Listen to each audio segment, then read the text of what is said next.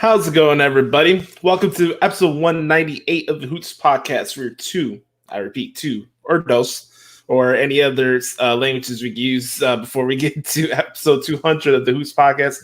It's your boy, Joshie. You can follow me on Twitter at the Hoots Podcast. I am on Instagram at Joshie Lopez 94. I also have a music page. If you want to see me do some guitar covers and stuff, it's at Josh Lopez Music. I want to thank you guys so much for the support every single week. We're about, around 7,000 listeners away from reaching 150 on Anchor, which is fucking nuts. So you guys are awesome. I really appreciate the support that you've been supporting this particular show for the last 4 years. And we're going to have some fun. We're going to make some changes as we get into the next transition of the show. But more importantly, what will remain consistent during this time is that you're not going to listen to a show where you hear me pop a blood vessel over a wrestling show. It's just not going to happen. We're here to have some fun, maybe provide some distraction for you during this time period and while everybody's quarantining and making wise choices. Well, unlike my city, who wants to have half the city walk on this lakefront trail for whatever reason while your ass should be sitting at home. But make some wise choices so we can get back to our life, please, for the love of God. If this is your first time listening to the podcast, thank you so much for checking it out. We're available on 10 different streaming platforms. You go from Apple Podcasts, Google Play, Stitcher, anywhere you get your podcast from. Make sure to subscribe so you never miss an episode. Last couple weeks, I've been fortunate to bring a couple of friends of mine that I've done shows with in the past. And like I mentioned on Twitter, I'm looking to have more guests as the weeks go on. It can be rotating. It can be multiple people. It's up in the air. That's kind of the fun part about the Hoots Podcast. You never know where it's going to go. So a friend of mine reached out to me. I knew this man for about, 6 or 7 months, maybe close to a year now, something like that. He's a good man. You can follow him on Twitter, by the way, at Long Island 81892. That's right. January 92, if you want or the script. But his name is Jeff Palmaccio. Jeff, what's going on, my man? How are you, Joshie? How you been? I'm doing good, man. Just grinding. The words of our good brother Anthony DeSavio, grind and shine, brother. Exactly. You need that Mamba mentality, as he likes to incorporate. And yeah, that's exactly what I've been doing too. Quarantine. I mean, I've always seen myself as extroverted in nature, but introverted by choice. So, it's nothing really too, out of the ordinary, me staying at home a bunch. Maybe I just need to go on less fig hunts, stuff like that, because I can't get to Target as regularly. Yeah. But, it's definitely adjusting just to the confines of, being home. It definitely, why it was so important for me to reach out, just to let people know that, hey, us content creators, we're in this same boat and we're just trying to, provide that entertainment, a little bit of distraction for you that, a lot of folks listen to podcasts in their car. And guess what? Now you can listen to it in your bed. You don't need to be in your car. You don't got to drive away. Just relax, talk some wrestling, have a good time. Right. I was looking back at some of the old shows I was doing when I was first starting off. The reason I'm bringing this is because I saw you have your WrestleMania 35. I do. Little zipper there, right there. And the first wrestling podcast I did, well, it wasn't actually a podcast. It was a radio show that we had at my school's sports radio station. It was called Shoulders to the Mat. Literally, like the week after WrestleMania 29. And that's what I'm bringing up because this one was also in New York. That was the first time I got behind the board and started producing a show. Yeah, that was the first wrestling show we did in there. But the whole conversation was about how would you compare Undertaker and CM Punk match, the match they had on that show compared to the ones he had recently with Triple H and Shawn Michaels. Really quick side note on that. I know a lot of people say Undertaker's best matches is that 4 or 5 year span, but I think some people kind of forget the match he had with Batista at WrestleMania 3 because I think that's probably one of the most underrated world title matches I ever seen. Taker in general, I think, while he's always regarded as this legend and as, this larger than life character, it's really his full embodiment of a WWE superstar. He does get taken for granted often. I don't know if you've had the pleasure of meeting Undertaker. I did a few years ago at EternalCon here on Long Island. And he's just such an intimidating person. even when you're standing, right next to him in a meet and greet, you're just like, this is the Undertaker. Like, it's like, even still, I'm still getting like, goosebumps thinking like, oh yeah, I met Taker. But, I was fortunate enough to go to Elimination Chamber in Philly, which was the last pay-per-view, I guess, before, all the craziness. And Taker showed up there. And even my sister, and that was her first wrestling show whatsoever, she was like, oh no, this is a big deal. Undertaker's here. And, whether it's what I've always appreciated is, Undertaker's that locker room leader. That's what he's become known as, whether they're holding court or whatever it is, Taker's always this, he's the guy. And whoever he's working with, whether it's Batista, CM Punk, Triple H, Shawn Michaels, Bray Wyatt, it doesn't matter who's getting the rub from him. The fact that you're getting an opportunity to work with Undertaker, even now with AJ Styles, we'll see what this boneyard match is. But the fact that he's getting that, hey, I want to work with you, kid, let's go. I think really speaks measures to just how much of an impact that Undertaker really still has.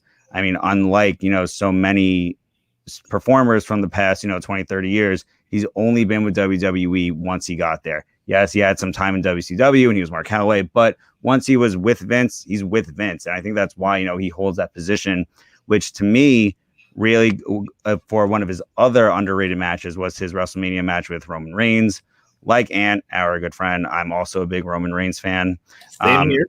Absolutely. Roman Reigns to me, really embodies the, let's make lemonade out of lemons. He, didn't ask to be put in that position, but he was put in that position. And, I think better than Seth Rollins, better than Jon Moxley, dealt with being in that spotlight of the WWE wonderfully and terrifically. And it was shown so well that Raw after Mania, when he went out to that chorus of boos, he said, yeah, it's my yard now. Fully embraced it. He didn't go on Twitter and complain. He didn't act mean to fans. He stood a rock. He really took that torch that Undertaker gave him, which is something to be said also about Taker and wanting to give it to Roman, letting him have that moment. And we'll see, what this, upcoming weekend brings, even if it's in a boneyard, whatever that means. One of the things I kind of lament about sometimes about podcasting and Twitter, and we'll get into this as we go on with the show, but I think sometimes we kind of overthink with semantical topics, and more times now we're answering our own questions. Oh, yeah. Why is it called a boneyard match? Think about what's going on right now. Yeah. I mean, and I also heard, and this is what really that I suggested when we found out that we weren't able to go to WrestleMania, was that WrestleMania gets the full, not to tease WrestleMania 37, but it gets the full Hollywood treatment. Treat every match like a cinematic movie. Let these superstars be their characters.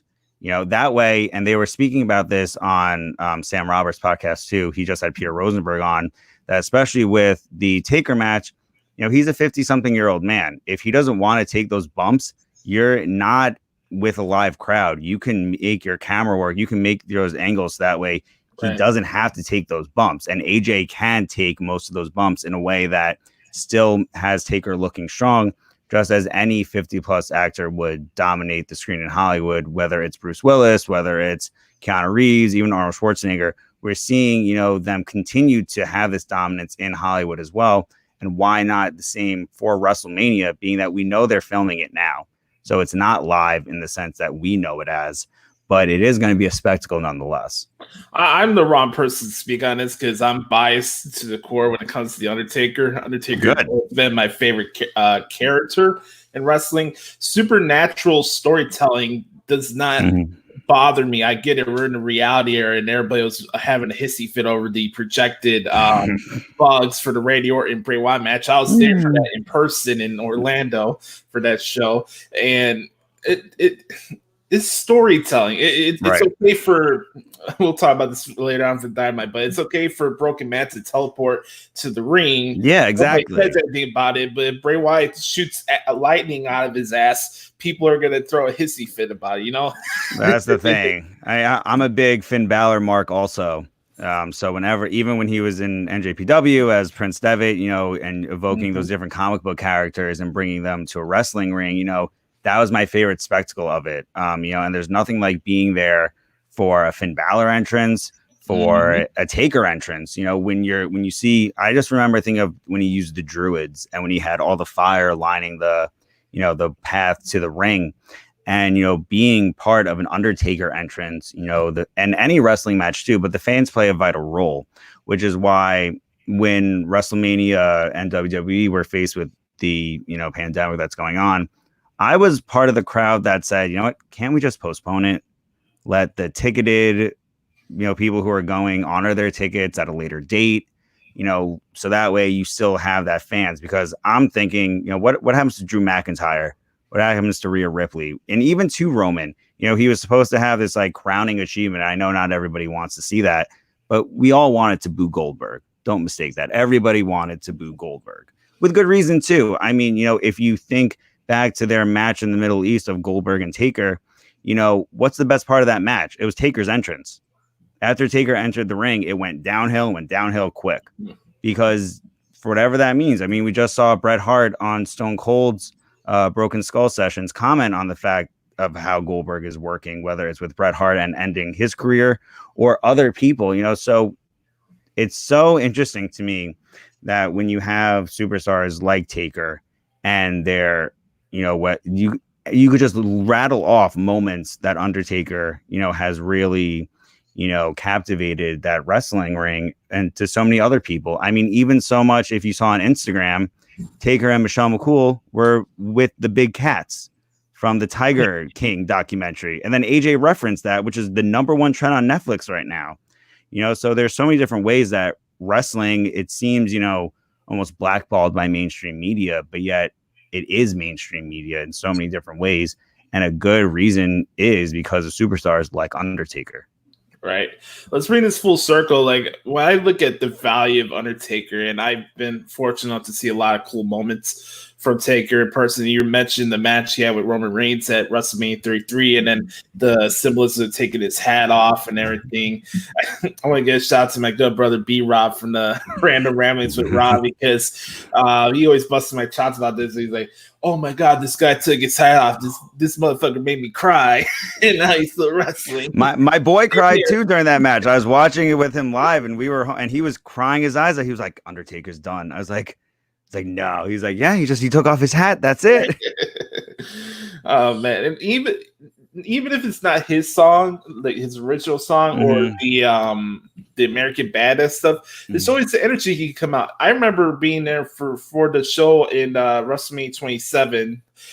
He came out to the Johnny Cash Ain't No Grave song, which I love playing on the guitar, by the way. That's a really fun song to play. Even it's just always something about the Undertaker when he comes out, and for somebody like me who always wanted to be like the next JR or whatever, like that, absolutely. I just like wanted to be part of that like race. I just feel all that energy. Yeah, and that's the thing. I think that especially you mentioning that you wanted to be in that JR Lawler now positioning even Corey Graves. They're really setting the stage for the viewers at home. They're letting everybody know what they're feeling, and they're personifying what seeing that neon light means, what hearing the gong means. I was watching Beyond the Mat on Netflix the other day, and they were talking about Jim Johnson and how he was writing the entrance music for Vader. And he said, well, Vader's a big guy, and he walks bum, bum, bum, and his music has to reflect that, because this is a big mastodon of a performer coming to the ring. And the same thing is with Taker. If you think about Undertaker, he's the dead man. What does the dead man sound like? But yet we all know what it means when you hear the gong. You know exactly what that's associated with. And being there, whether you're ringside, whether you're in the nosebleeds, you get those same goosebumps that even I had just recalling meeting the man. And he said 2 words to me. He said, "Hey kid." That's it. But that moment in time, it was just incredible, just because it's the Undertaker. It's the Undertaker. And that's the thing I think wrestling is so appropriate in doing. I think it's fair to assume for both of us is that wrestling is an escape. It's an escape from the monotony and from the BS that people go through every single day. For me, I became a hardcore wrestling fan actually during college. I watched wrestling my whole life. My earliest memory of wrestling was having a Brothers of Destruction folder in first grade in 98. Then going to the store, wanting to buy a Kane action figure, them only having Gold Dust. I thought, like the green and white Rangers of Power Rangers, oh, well, that's the next evolution of Kane. I'm just going to buy Gold Dust and be a Gold Dust mark now. Well, little did I know because I was 6. But, fast forward when I was in college in 2011, 2010, my roommate, my suite mate would sexile me all the time into my suite mate's room. And they were big wrestling marks. And this was before the days of the network, before the days of anything like that. So we would go on like First Row Sports and try to like find the pay-per-views where the logo was in the other corner and just trying to watch wrestling. And as I kept on going over there and kept on watching, this was also right before the summer of Punk. So a good time to get sucked back into wrestling. But, it instantly captivated my imagination because I wasn't thinking about the bullshit from school, wasn't thinking about any stuff going on. I was thinking about what was happening in that ring. I was looking Monday nights, which was the most, I think, dreaded day for a lot of people is Monday. You got to work. But for me, I always loved Mondays because I knew Monday Night Raw was on. That's something to look forward to, no matter what you're doing, no matter where you're in the world, no matter what's going on around you, no matter if you're in quarantine or not, at 8 o'clock, you got wrestling to watch. Right. And here's the thing too, no matter how many times it can be a family member or somebody you go to school with, they're like, oh, why you waste your time on the fake stuff yet trying to promote Breaking Bad and exactly Game of Thrones to me and all this other stuff. I'm not saying those are bad television shows, but it's kind of hypocritical to tell me one thing is fake when these athletes are actually hurting each other in the ring. Yeah, you have guys like Lord of the Rings, they're stabbing each other with knives and all this shit. So, I mean, even Star Wars and Game of Thrones, talking about, how really self-imploding, fandoms can be, Star Wars in particular, people are still arguing. It's 9 movies. That's what people are arguing about. When you think about the body of work that wrestlers produce, even so much, I was watching the Dark Side of the Ring documentary with the most recent one with Benoit, and seeing about how much of a hard worker he was, and Eddie, and how much of a hard worker Eddie was. And I think Jericho really spoke to it well, that these were 2 legacies that were parallel, and based on how they ended, really changed how they were viewed. Where Eddie Guerrero is still regarded as one of the best, if not the best, worker of all time. Mm-hmm. So it's crazy to me when people are sitting here and being like, how do you watch that? How do I watch that? You're watching The Bachelor. That's what you're watching right now on Monday night. And you're going to tell me I can't watch my wrestling? The best thing about The Bachelor was always, it's a show watched by people who hate, guys who date multiple women. But on the show, it's a guy dating multiple women. So it's like, and never mind the fact that there are writers and producers all at the end, like every other reality TV show. And it's just, to me, it's always boggled my mind that, wrestling is this perfect blend of that reality TV stuff and of that high scripted stuff. And, it's not I got into a big argument with my cousin's fiance at the time because she didn't know I watched wrestling. And she said, the people who watch wrestling didn't graduate from high school and are uneducated. They're usually white trash. And I was like, all right. I was like, let me stop you right there. So I just went off on a tirade because I was just like, why? Like, what? Why? Just tell me why. Like, what's your basis in this? And wrestling, I think, is one of those unique, forms of entertainment where you'll find, athletes like Rob Gronkowski interacting with wrestling. And then you'll find people like Jon Stewart who wanted to have a role in SummerSlam. It's, even going back to the first WrestleMania, and where you had all these celebrities playing a part and playing a role in the show. Even at the WrestleMania 35, Jonah Jett performed Ronda Rousey's entrance, and the legacy that, Triple H has with Lemmy and Motorhead, and all these different ways that it's entertainment. It's not, this typecasted, white trash college dropout, show. it's anybody who wants to be entertained, anybody who wants to get lost for an hour. There's this notion that in musicals that when the performers are singing, it's because their passion is just too strong that they can't say it, so they have to sing, and they have to personify it through their dancing and through their music. And it's the same way in wrestling. Maybe you're not having Idina Menzel belt out defying gravity, but you're seeing Sasha Banks hit a bank statement in a steel cage on Becky Lynch. It's the same difference. Right. Just their way to communicate is so different. And I think that's what my show, my wrestling podcast, formerly known as Not Your Mama Soap Opera, was all about, was bridging that gap towards people who said, why the hell do you watch wrestling? And, oh, wrestling's really cool. Making that one place that it's just entertainment. I think that if people looked at professional wrestling like Game of Thrones, like Breaking Bad, like Law and Order, instead of like the MLB and the UFC, you might have more crossover fans. Right. And that's my opinion, though.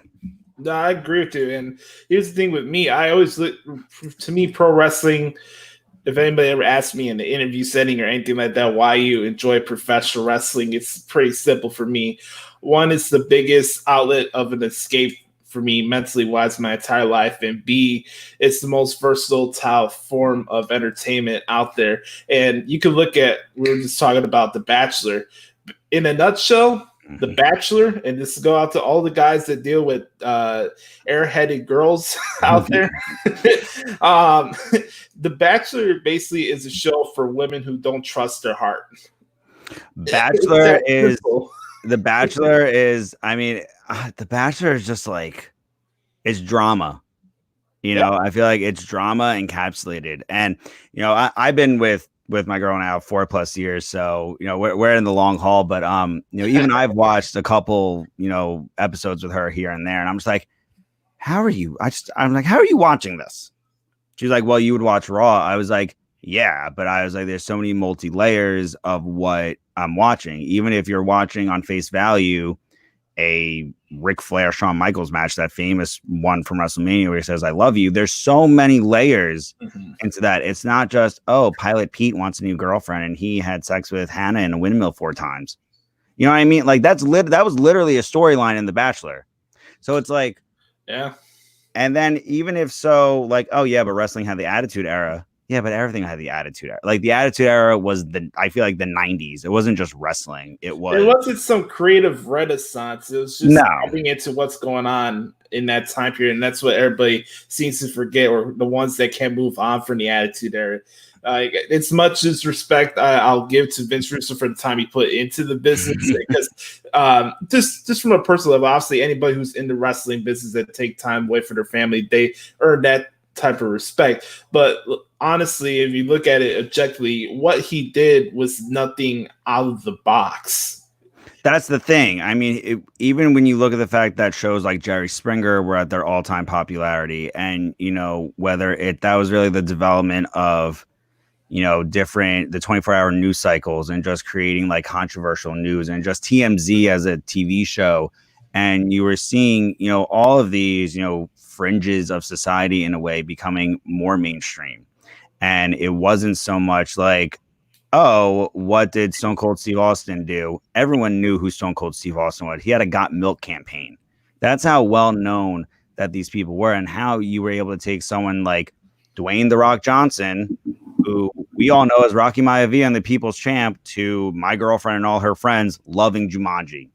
Right. It's just like a wild concept, because I could almost say with 100% certainty that they've never seen a Rock match, no matter who his opponent is. But they've seen Jumanji 1 and 2. They've seen, the Tooth Fairy movies. They've seen all these movies that The Rock is in, and just know that's The Rock. But it's like, but you don't know why The Rock is The Rock. And that's even with John Cena now, whether he's the elephant in the pistachios commercial, whether he's in the Hefty commercials, whether he's in the Fast and the Furious movie, it's like, no, this is the Dr. Thugonomics. Like, and it's like, that's why I think I was so appreciative at WrestleMania last year when he came out as the Dr. Thugonomics, because he's like, look, I know I'm not here full time anymore, but I don't forget where I come from. And which is why I think even now so much, a lot of us hardcore wrestling fans have grown a great appreciation for John Cena because of that. And even he knows that like it's fun to boo John Cena. That's part of the show. I don't know if you watched the Ruthless Aggression episode on him, but No, he speaks on that as well. I've covered the whole series so far, so I got through all 5 episodes, and I saw the trailer for season 2 where they're talking about Undertaker being the locker room leader. That should be an episode. And you got the Chamber, the creation of the Money in the Bank ladder match. That's going to be a pretty cool series. Yeah, it will be. So we had the title for the podcast here. It's called The Life of a Wrestling Media Member. Oh, great. Usually with the normal life schedule and wrestling schedule, I would probably have this be a review for a pay-per-view because every other week there's another pay-per-view for another promotion that I have to recap on the show. So, even for myself being a content creator, I've been doing these shows for 7+ years now. And it's like, okay, one week you say, okay, how simple and lazy it is to say, okay, Raw, this date, ... Right. The next week, it's like, okay, pay-per-view review. It's a juggling act that some people don't really think about because it is. How are you going to make your show stand out in the first place? And what we're going to talk about today is kind of more the behind-the-scene aspects of what goes on in when it comes to just media in general when it comes to professional wrestling. And I have a little different perspective because I work, this is a part of my living throughout my year. This I put it on Twitter last night. I spent around almost 30 hours a week of covering pro wrestling for a living. Yeah. And I also work in my uncle's tattoo shop that's sick. to make some money. And the thing is, like, when I look at everything that's gone on, and when we talk about this, I'm just going to speak from my experience and how it's affected me because, so I am partially in a reflective mood because a lot that has gone down in the last 4 years has happened during WrestleMania season. Like I told you, I started this right at WrestleMania 29. WrestleMania 31, I got to cover WrestleMania as part of the media. That's great. 33, I left the WrestleZone, and then this other stuff along the way. But every time that's gone on through a WrestleMania, WrestleMania 32, the week after we started this particular podcast. And there's been some ups and downs, but a lot more ups than downs. I want to make that clear before we get into this because absolutely. Because I am more than grateful and honored by the opportunities that came my way since I started on this journey, and I've met a lot of great people along this way, like you, and definitely, and all these other good brothers and good sisters that we know along the way. But I want to kind of shed a light on the dark side of media when it comes to professional wrestling because I think it's really affected the overall fandom and overall mood of what it is to be a wrestling fan. And for me, actually I want to start with you, Jess, so you can let your story be out there to the audience, and then I'll get into my experience with WrestleZone. Yeah, I mean, so my content creating journey is a pretty unique one. I had the opportunity to move down to Georgia for a job, leaving, my family and my loved ones, my girlfriend, all here in New York. And it really sucked because I was alone. But the one thing that I had was wrestling. And I was listening to Rant with Ant. I was listening to Fully Posable. And I was listening to Who Got Next. I was listening to all of my favorite shows. And I found myself interacting with the Patreon groups and interacting on Twitter and just responding. And I was like, well, I'm here alone. Why can't I do my own podcast? But my whole thing was it has to be different. As you said, you can very easily say, all right, this happened on Raw, this happened on SmackDown, this happened on NXT, this happened on AEW, and then blah, blah, blah, and just keep on going and going and going. But that also, number one, you have to watch every single show. And you have to know what you're watching. For me, I was never the play-by-play commentator.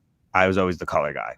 I can't really tell you if he did a back suplex or a full suplex or whatever move set, because I don't really pay attention to that.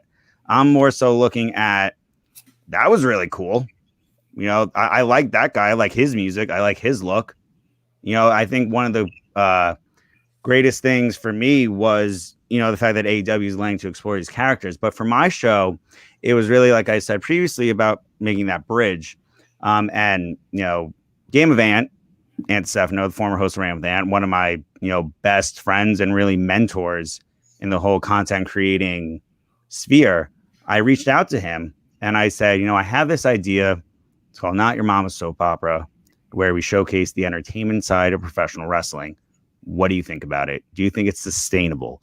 Do you think it's something that I can take and run with it? Because I don't want to get burnt out by it. And he said, definitely. So I sent it to Phil. I sent it to Dusty Dave. I sent it to a few other people. Sent it to G-Rod. Few people that, you know, that I respected and that I knew that I would give me not only honest feedback, but constructive feedback as well that I could really grow from. And long story short, I had the opportunity to be a part of the Rant with Ant family in the form of the newly formed Wrestle Addict Radio. And we were able to do a slew of things, including the WrestleMania 35 Rant with Ant Gala, which was it. Yeah, it was a great time. I still get, you know, garbage for saying Snooki was the best celebrity there, but I will stand by that. You know, it's just and basically, you know, when he left the wrestling podcasting world, it still, I think people are still feeling that. And it, you know, with your support of the Rant, as part of the, you know, the Wizard Puzzles are great projects that he's working on, but in his voice leaving, it changed a lot of things. It was almost like when The Rock left WWE to me. Yeah. Because, you know, he's going on to do great things. The Rock is The Rock. But there was that void there. And it caused other people to step up in certain ways. And, you know, on the Wrestle Act radio side, and there almost was a Mad King, Aerys Targaryen feel to it. But I sense that all of a sudden I was not able to have my own voice anymore. People were editing my posts, editing my comments. It seems though to me, I'm trying to go on this journey of expression and let it be interacting with people. Why are we entertained by wrestling? Like I said, we showcase the entertainment side of professional wrestling. Anything from Total Bellas to WrestleMania, it didn't matter. There was no limit as long as there was a professional wrestling aspect to it. But there were a few moments in particular that, you know, really made me kind of reflect and take a step back on wrestling journalism. You know, I say air quotes in it because certain people like Brad Shepard, I don't care. He's not a wrestling journalist and he never will be. And I'll get to that because that's the second part. That's the second part. You go on. But in this first part, you know, I was recording an episode when WWE made the announcement that CM Punk was returning to WWE backstage. I am a huge CM Punk mark since the Nexus days, since Straight Edge Society's days. His feud with Jericho was one of my favorites in 2012. That was one of the first Raw tapings I was at when he poured the whiskey on him. When Jericho poured the whiskey, and here, you're not going to drink that. Your dad was just a drunk. So the two of them are always like instantly, you know, my favorites. And I used to work at a sleepaway camp for 10 plus years. And I was just never good enough for their upper echelons. They always found something wrong with me. I just didn't have the look. I didn't do something. So right when that pipe bomb hit, I was like, oh, this is good. I was like, this is to a T, everything that I've been experiencing at the sleepaway camp that I was working at for a decade. And when he came back, I was recording on air. So I got excited and animated and CM Punk's back, you know, whatever. Right. Whether it was just in an analysis capacity, whatever. He was associated with the WWE product. They can show his, you know, documentary on the network again, and they can, you know, maybe make a shirt down line, but whatever. I was happy that he was back in the family, so to speak. similar to like I think how Bret Hart came back after the Montreal Screwjob and after Goldberg, affected his career. But now, even in the Hall of Fame speech that he made last year, and Warrior, I think, is another great example, before his untimely passing. But in any case, my show was always, it came out Wednesdays after midnight. Why? Because I have a terrible sleep schedule. So my shows always came out in the middle of the night. So other people who are insomniacs like me had something to listen to. That was always my idea. And so I'm making this post, and it was all group shared thing. And it was CM Punk's back, covered on Not Your Mom's Soap Opera, hosted by Jeff Palmaccio, hashtag Voice of the Voiceless, hashtag whatever. And I wake up the next morning, and all the references to my show were gone completely. And I said, maybe I did the wrong link. Maybe my buffer account was screwy. Maybe, I don't know. Maybe something wasn't linked right. Nobody would have changed that. Right? Who would do that? Who would edit someone's post? Nobody would censor anybody's post. That seems weird. Well, anyway, this is why I said there was that Mad King Aerys Targaryen moment. And out of respect for everybody, I'm going to keep using that Mad King name just to, just keep everyone safe. But I reached out in the new Wrestle Addict Radio group chat, and I said, hey, what's going on here? Do I have a bad link? Did I do something wrong? Do I have to repost something? Did my Anchor feed not upload? Me thinking, always trying to see that silver lining. It's a troubleshooting issue. It's a, not a personnel issue, whatever. Right. Well, the Mad King responds and says, that's not the message. That's not the voice that we want to have on Wrestle Addict Radio. I censored your post. And I said, you censored my post? He said, wait. He said, I don't understand this. And it really was what? I was like, all right. I was like, maybe I'll just bite my tongue. Not a big deal. Whatever. But every time I went to produce the next show, I always got those feelings. I was like, well, you're going to change my show? You're going to change it? You're going to change what I'm saying? Why is and it was just remarkable to me because it became as though the collaboration of personalities that were under Wrestle Addict Radio, the new one, it was great. It was a wrestling show every day of the week with people from all different areas of the wrestling spectrum. You had your indie guys, your WWE guys, whatever. So it was a great system, especially because it was carrying on that legacy that Ram with Ann established. And I was like, it keeps on getting censored. And I reached out to a few people and I was like, what should I do? And they're like, well, what do you think you should do? It's like, well, I think I know what to do, but I don't want to disrespect the opportunity that I was given, to have this voice and to have this platform. They're like, you're not disrespecting anybody. Like respect yourself before anyone else, kind of a thing. Which I've always had kind of a problem with, facing my own demons and, battling different battles with depression due to lost loved ones and stuff like that. Another reason why Finn Balor, resonates with me so much is that if you watch that NXT Arrival special, when he talks about how he was playing with Legos and drawing his paint and all that stuff and tapping into that demon side, very similar to me. My grandpa's nickname with me also was Finn McCool. Finn Balor derives his name from the Finn McCool legend, facing the demon Balor. Finn McCool being right. Mm-hmm. So yeah, and then so after that happened, I had a discussion with him, and I was just like, why was this changed? Let me know so I don't make the same mistake again. Which I didn't make any mistake, but whatever. What happened? He's like, well, it wasn't newsworthy enough the way you formatted it. It didn't sound like a news organization. I said, what do you mean it didn't sound like a news organization? The news was broke by WWE that he's returned. It's already better? Right, exactly. And I hate that wrestling media is all trying to be Sports Center. Oh. You're not WWE.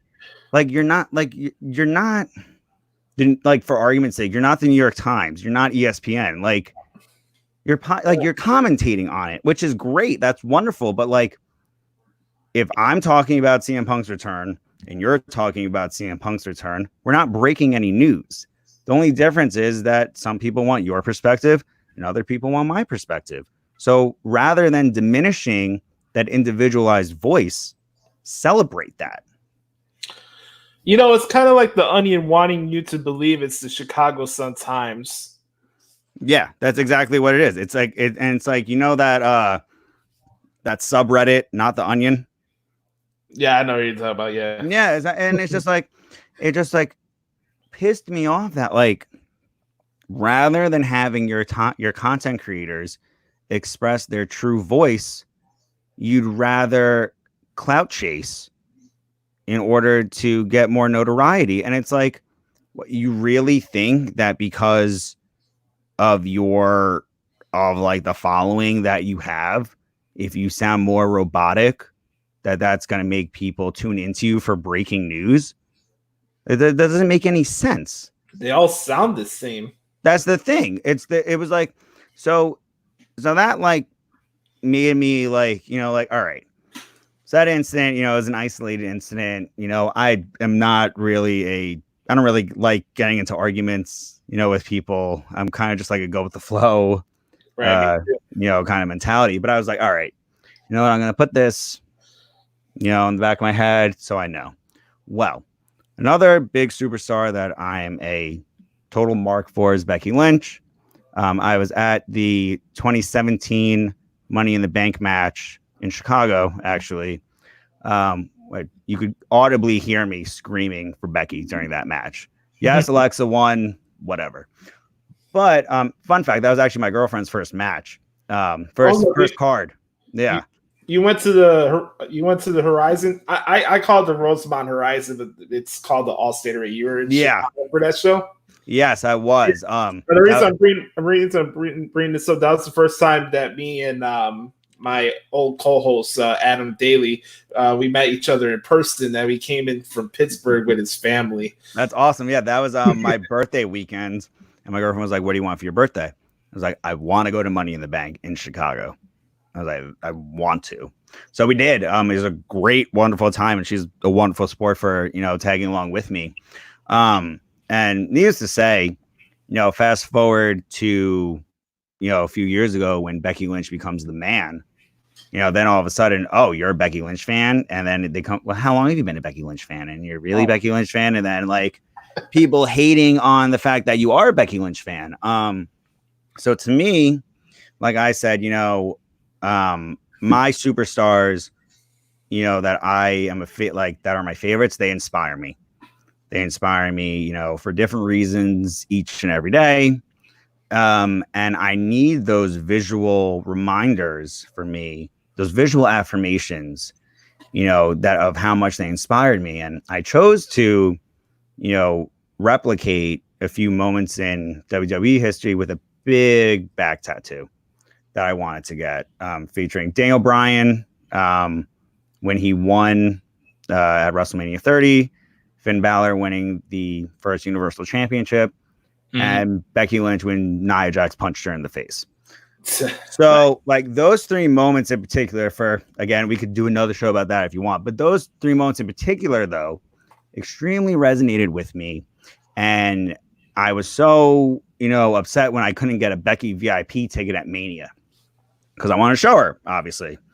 Side note, I met Roman, though, at WrestleMania 35.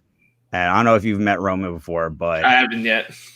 Do it as soon as you can. I mean, the weirdest thing meeting Roman, you know, obviously he's Roman Reigns, but I felt like I was talking to my friend who passed away. And it was just like this, like, weird, like, you know, like, I don't know. It was just like this weird, almost like Coco in the movie Coco, when they like, it was like going, it was just so much of a cathartic experience meeting him. But I meet Becky and I show Becky my tattoo. She instantly recognizes me because of it. She says, "Oh, you have that. I've been wanting to find out." And genuinely gives me a hug and just is a wonderful moment. You know, ringside captured, and it was great. I posted on Twitter, stupidly enough. Guess who picks it up and decides to cyberbully me? But the wrestling journalist Brad Shepard. Well, we all know how much Brad Shepard detests Becky Lynch and women's wrestling in general, being that he makes the best asses in WWE and thinks that that's newsworthy. It's not newsworthy. I mean, yes, arguably you could say Mandy Rose has a good tush, but like that's not a news story. Could you count? And I'm gonna get to this in a little bit. Like, can you count? Anybody listen to this right now? Can you count on your hand the number of reporters in the wrestling field that have any redeeming personal qualities? No. That No. I can think of wrestling commentators like yourself and me and Ant and formerly and Phil and MJ and all them, but MJ's fantastic. Yes, she absolutely is. And yeah, Harry Potter Club, what up? But you know, Brad Shepard basically posted my picture with Becky without my permission, because who would do that? They do that all the time. Oh yeah, and said this person's tattoos are the worst. Yikes. So you just have this floodgate of Twitter just shitting on me. Bear in mind, all my back pieces are done in American traditional. You know this because you work in your uncle's tattoo shop. That's a very specific style. Mm-hmm. It's a very intentionally simplistic style, especially when you're trying to draw people. It just is. So they particularly, just destroyed, my back. And keep in mind, my back is filled with memorials. It's filled with really sentimental, personal things to me. And Brad Shepard just decides to go off on this tirade and basically post my picture and cyberbully me. He did also to Jesse Devin. He did to a bunch of, people in the wrestling community that I feel like have positive voices. And then you just have this, and it just, in that moment in particular, it was almost like, all right, who am I creating content for? Because if I'm creating content for people who think that Brad Shepard is like, the Walter Cronkite of, wrestling media, it's like, what am I doing here? And it just like really made me take a step back, because I was like, why does he have so many followers?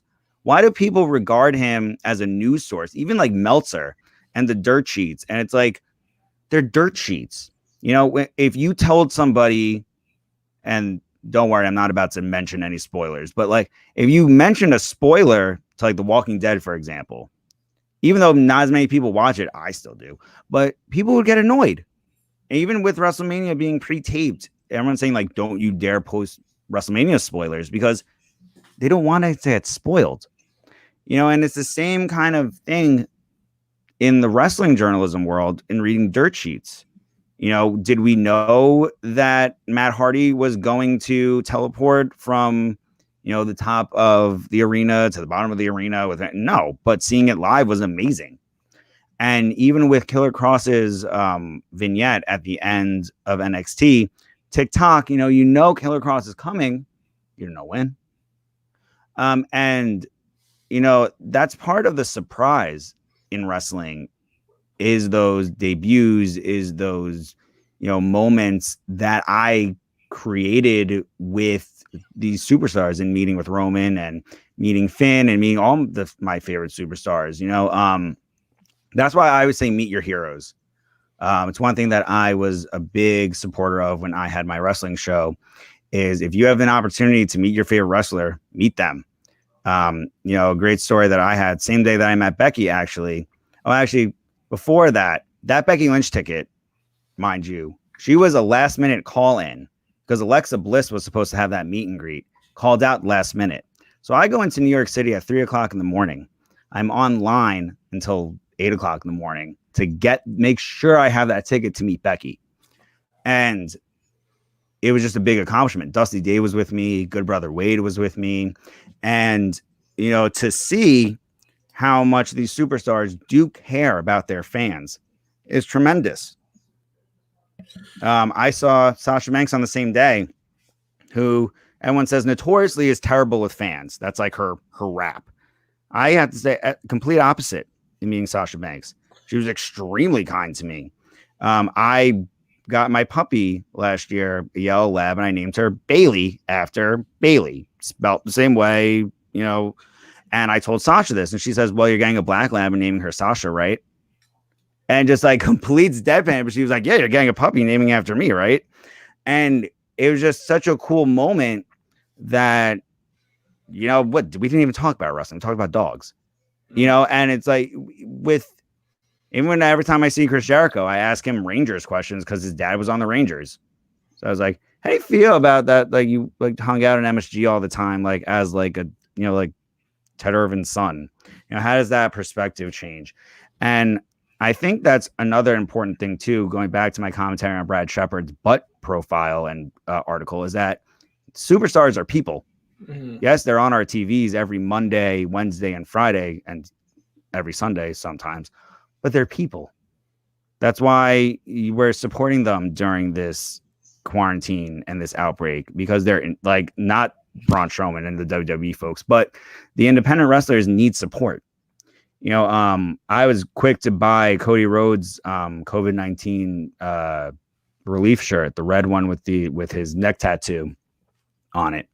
And that was the other thing, that so after I get eviscerated for my tattoo, which screw Brad Shepard or whatever, Cody Rhodes had a similar experience after Revolution when he debuts his neck tattoo. And that Road to Denver special. And what's Cody doing? He's ruining his image. He's supposed to be, no, Cody's bold, is betting on himself, and is showing that he's not going to listen to the detractors and to the so-called wrestling journalists who are going to tell him that's a bad idea. He's going to put his product first and put his brand first.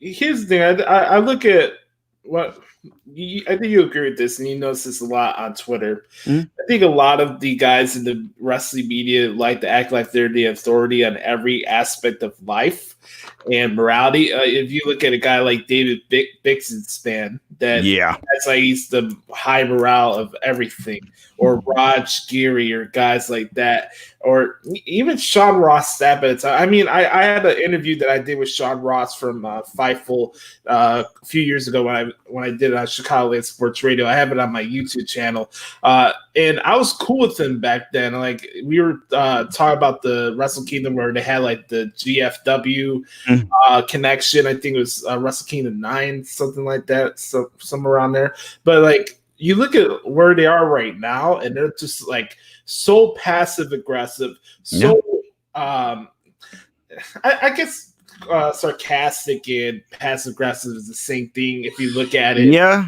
But like, for me, I just feel like the human element of what we cover is just not there. You know, I come on here every single week. I speak from the heart. Am I the most obnoxious, loud, outgoing person in the world? No, but I don't have to be. Exactly. I hope that what I say resonates with somebody and maybe makes them laugh, maybe gives them a different perspective on things. Exactly. That's why I share a lot of positive quotes and stuff. Or for those who listen to the podcast, you'll hear that prayer DMX intro that I made. I had that for a reason, because I wanted to share some positivity with you guys. And I remember talking about this with Ant. By the way, was that interview that I did with Ant when he left, was that the first time you got to know who I was, or no? Yes and no. I feel like we interacted with one another before, and I've listened to your show before.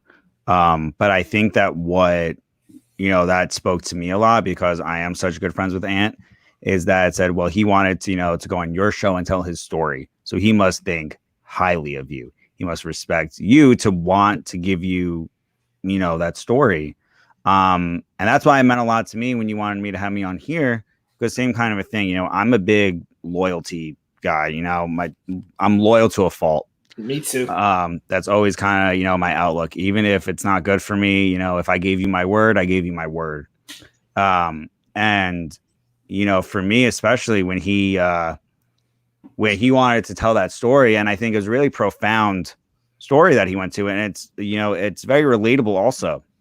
And And so much fact that, you know, even now with wrestling, there's more wrestling now than there ever was before. And even the wrestling companies have their own official podcasts, their own official analysis shows, they have everything that you'd ever need. I just listened to an hour interview with Billy Gunn and Tony Schiavone with Aubrey Edwards. And it's remarkable because it's not as though they have to go to, oh, am I going to be approved to go on Chris Jericho's podcast? It's like, no, it's like WWE people go on Corey Gray's podcast. The AEW people go on, Tony Schiavone's podcast. And it's incredible to me because I went from living on my own in Georgia, which obviously if I wanted to watch Raw, I watch Raw. But now I'm living at home again. I don't have cable in my room. So my wrestling viewing went from, watching Monday Night on DVR and fast forwarding and hearing my dad say, hey, why are you watching wrestling? That doesn't look real, and stuff like that. And it changes how someone views wrestling just because of life. But still, wrestling is that escape. And I think that that's what, is really hard because if you're trying to be, those like wrestling journalists and, if you're trying to be known as a wrestling journalist, like you said, that personal element isn't there anymore. The personal connection as to why you're an Undertaker fan or to why I'm a Roman Reigns fan isn't there anymore. The story is, well, Taker's in some boneyard match and nobody gives a fuck what that is. And we gotta stop with that. Yeah. I'm so tired with Twitter trying to tell me what nobody cares about. Exactly. This is the big tip I want everybody to take from this show today. Never allow anybody to speak for you under any circumstance. I don't care if it's wrestling, sports, or whatever. The fact that so many shows are so dictated on what's said on Twitter or what this wrestler said or what that wrestler said. I could take perspective from performers and understand where they're coming from, and I'll reference it here and there. Yeah. There's no reason for you to listen to my show if all I'm doing is reciting what they're saying. That busted open, or the guys that Sam Roberts interviews, or After the Bell, or anything like that. What's the point of doing this? And when I did that interview with Ant, and we were talking about the kind of pressures we put on ourselves to make something different and make something stand out. When I first started the show with Adam, our goal was to stray as much as we can from the common, this booking sucks, that booking sucks. We strived for a good large amount of time staying away from that shit, because not that we didn't have things that we didn't like or we weren't able to be critical. That was never my goal or directive with this show, but I'm a person that taps into my energy.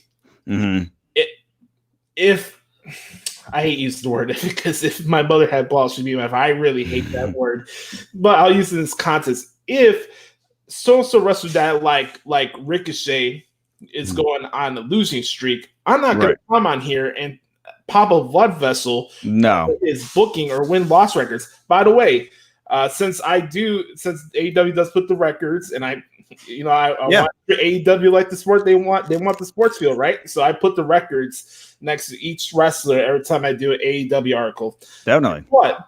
Darby Allin, one of the favorite wrestlers everybody loves, right? I love Darby Allin too. He has a great theme song. He has a 500 record, but nobody mentions that.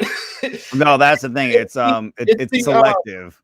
There you go. It's selective things that we want to point out and bitch about things. It's not just exclusive to WWE. And I think that's what people kind of mistake me from. Like, I'm not going to come on here and defend everything with WWE or whatever, but I will point out stuff that's so minuscule, and you understand what hills that you should actually die on. That's the thing. I think a good way to show that point also is Finn Balor did an interview, and it was talking about people judging his time on the main roster and why he went back to NXT. And he was like, you don't understand. When I was Universal Champ for that one day, when I got hurt, I was green.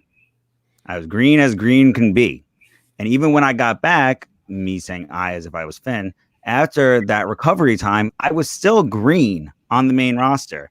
And whether you're Finn Balor, who's the Universal Champ, or you're Ricochet. Don't forget, Ricochet and Aleister Black went from their time in NXT to being a tag team to now going their own things. I mean, regardless if Ricochet lost or not, he had a title match with Brock Lesnar. Like, it's wrestling. It doesn't matter if you win or lose. It's professional wrestling. Same way, like, yeah, people might be annoyed that, about how Game of Thrones ended. But at the end of the day, if it was written better, people wouldn't have cared actually who sat on the throne. So to me, wrestling is one of those such hard things because the lines are intentionally blurred between, what we see and what goes on backstage. They're intentionally, even though we're in the reality era and it's the, there's this, newfound level of transparency, those lines are still blurred intentionally. You're not, even with if you look at the Corey Graves and Carmella, story, the fact that that was a story in the first place is stupid. But, we saw the taxing, effects that had on Carmella because the way that certain people reported it made as though she was a homewrecker when in actuality she wasn't. And they didn't even know the full story. But guess what? Oh, you see Carmella and Corey Graves. That's a news story. And even if you go so much to look at the incident with Cass, formerly known as Big Cass, with Joey Janela, and that incident they had in the parking lot when he basically had a panic attack. When that story broke out and that however they thought that there was like a lot more to that, a lot more, conviction and a lot more just animosity in that situation, but you still don't know. I mean, what also bothers me is when you look at folks like who will sit there and say Orange Cassidy isn't a good wrestler, or they'll say Joey Janela, is a disservice to professional wrestling. It's like, no, why? Why is he? Because he's entertaining, because he's not, and the other thing is too, if you look at Joey Ryan, Joe, and that's such a controversial finisher that he has because it's breaking the business in a sense, but that doesn't mean it's breaking it in a bad way. And it doesn't mean that, people don't find that entertaining. We mentioned Darby Allin before. I'm a big supporter of his wife, Priscilla Kelly. And in particular, I was blown away with her now, infamous tampon spot because everyone legitimately thought that was real. People legitimately thought that she is putting a sanitary product in, I forget who it was, in, another performer's mouth. And that, like, ew, that's gross. I mean, she made charity shirts about it. I bought one of her charity shirts, but it's just remarkable to me because professional wrestling, to me, is a medium of storytelling. It's not a kind of story. So you can tell a comedy, you can have a comedy match, you could have a drama match, you can have an athletic match, but if you're talking about like Kurt Angle and anybody really, right? But, you can have these different match types that rather than viewing it as what's pro wrestling and what's not, no, it's like how, not what, but how. And I think that a lot of these wrestling journalists are trying to tell you what to think about it, what to feel about it. They're not actually breaking anything down. And that's why I think that The Fiend was so visceral to so many people and people connected so much to Bray Wyatt's reincarnation because they were like, I don't know what to make of this. Nobody knew what to make of the Firefly Funhouse when it first showed up. They're like, what's Bray doing? What is this a connection of? Why does he have his lantern? I want to hold my phone. And, when he comes out anymore, how come I can't do that anymore? Why is he dressing like Mr. Rogers? They didn't know. So he said, all right, you're going to regurgitate me. I'm going to regurgitate back. You're going to tell me what to be. Okay, I'm going to be a fiend. I'm going to be a monster. And, I think that's why a lot of people got so opinionated with his match with Goldberg, and myself too. I personally thought The Fiend should have retained, but when you look into the fact that Bray Wyatt's tribal tattoo is a direct inspiration from Goldberg's. Direct inspiration. He posted that on his Instagram.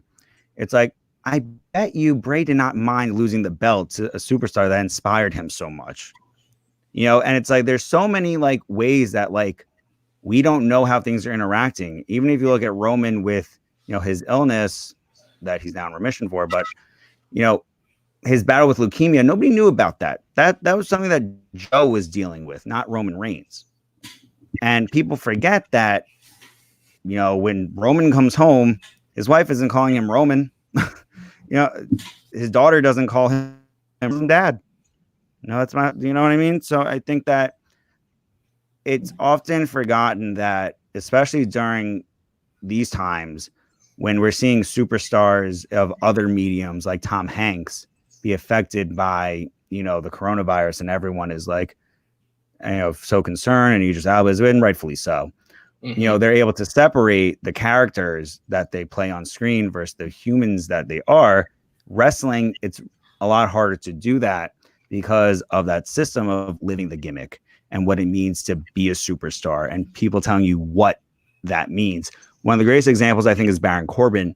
If you look at what he puts out on his social media, it's about cigars, steaks. It's like just, I don't know. It's like nothing crazy. It's like Gallows owns a tattoo shop down in Georgia. Like, you know what I mean? It's like there's all these different, parts of these people that are interesting just because they're cool people. I mean, even if you look at Zack Ryder's and Kurt Hawkins' podcast with their action figure podcast, they're on their podcast as Matt and Brian, not Zach and Kurt, because it's their personal connections, and it allowed so many people to connect with them on a ways beyond, them still being here in the ring.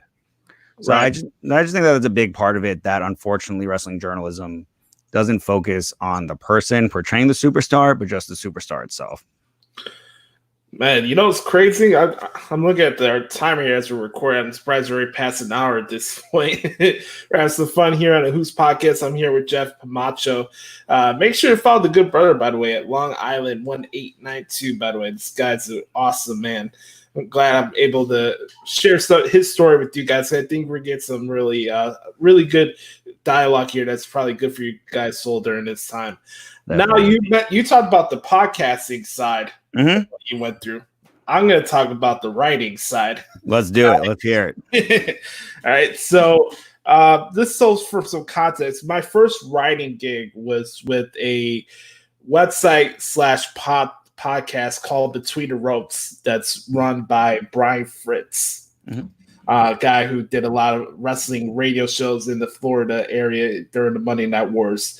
Kind of experienced guy. I have a couple options. By the way, guys, if there's parts where I go talking in a lot of different directions, I have a lot of different side things I want to get off my chest. It just reminds me of what's going on here. So, when you look at podcasting and just media in general, there's a lot of people, a lot of shows that kind of project what they grew up on as what's wrestling. And I think that's a big problem. And that's something that I experienced when I was at Between the Ropes. Because unless booking is the way it is in the NWA in the 80s or the AWA in the 70s, it's not good.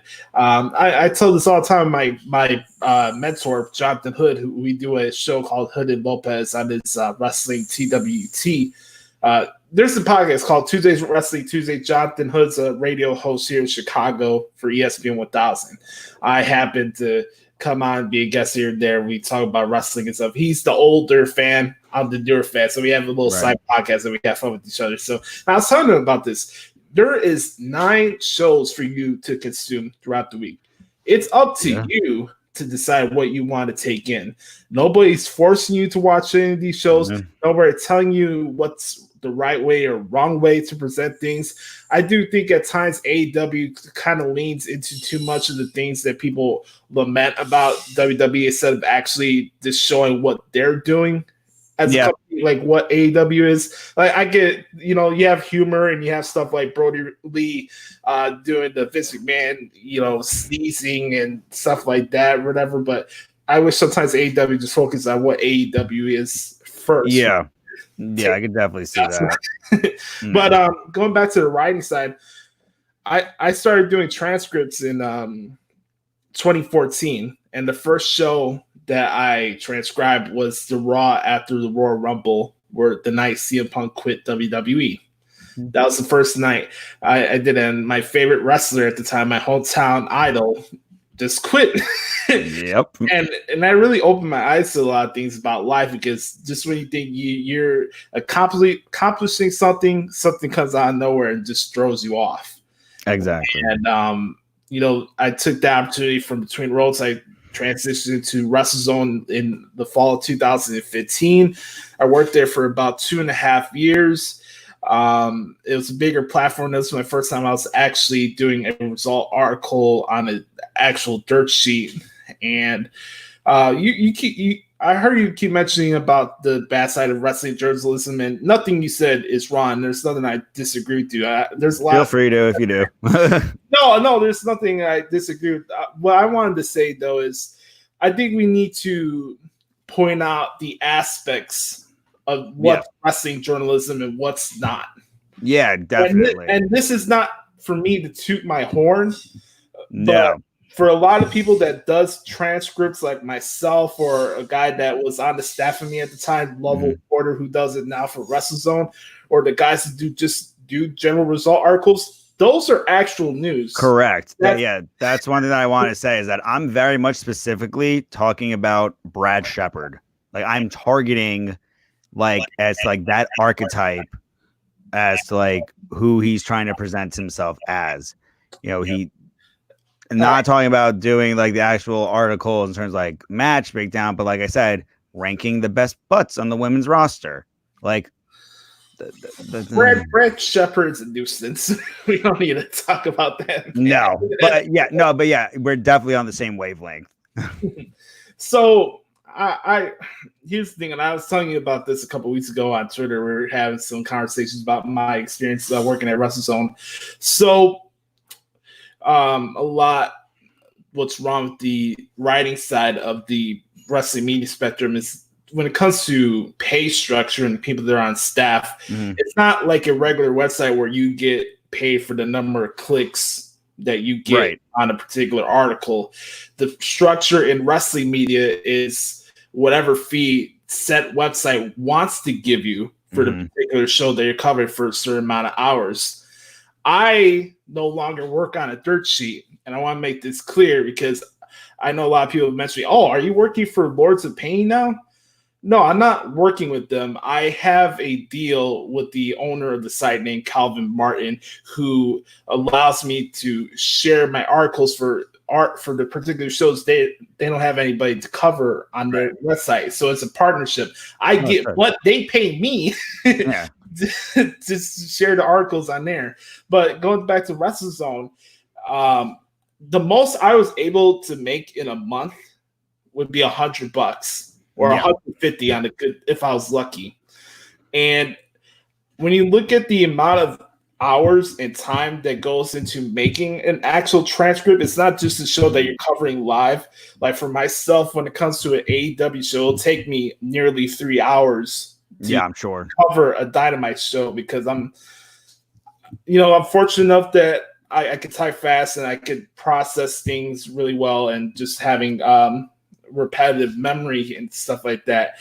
But you have to pause every 10 seconds to make sure you get your sequences right. When I think my goal when I have my website, I want you guys to visualize what's going on if you're not able to catch up with the shows live, or you're just busy at work. Exactly. Pay cable. So that's how I format a lot of the result pages that I have for my transcripts. And that's a lot of work that goes into it. I mean, I started implementing the dialogue and promos about a year ago, and that's the process. It's challenged me to become a better writer and actually share some more detail, because a lot of the stuff that goes on in the shows go over people's head because they're reading social media what's going on, or they're being distracted by dogs or whatever's going on. Like I have a much different perspective of processing professional wrestling now than I did before I got into broadcasting. Like Definitely. Joshie, it's probably gone now. But I'm still a fan at the end of the day. I would never consider myself an analyst. I am a professional broadcaster. I did go to school for this, but I don't forget where I come from. I always be a wrestling fan to the day I die. And, you know, the unfortunate thing about working in wrestling media is that, you know, unless you're fitting in with the goal and the narrative, what that site wants you to do, you're meaningless. Exactly. Which goes back to my story. That's exactly right. You can look at WrestleZone a couple years ago, and they have a section where they have the top articles, right? Like hot section or whatever it is. Yeah. Most of the time throughout the week, 3 to 4 articles were my transcripts. I had a WrestleMania article from WrestleMania 32, that had over 3 million viewers. There you go. How much I got that month? $100. Yeah. And here's the thing. You know how people act petty in wrestling media, right? Definitely.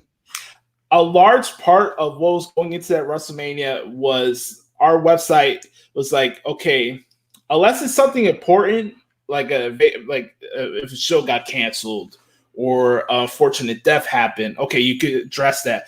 But they wanted us, or at least the people that were doing the rumor articles, or at least I put it on Twitter last night, the people that transcribe Meltzer conversations where he's just coughing and stammering on air the entire time.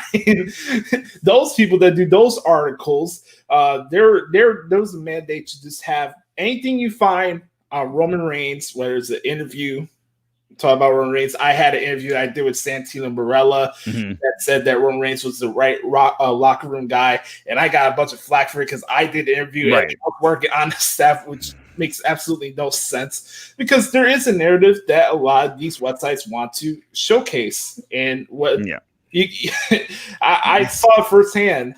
I'm not going to come here. There's one name I'll mention here because it's just something I have to mention because it's really unfortunate.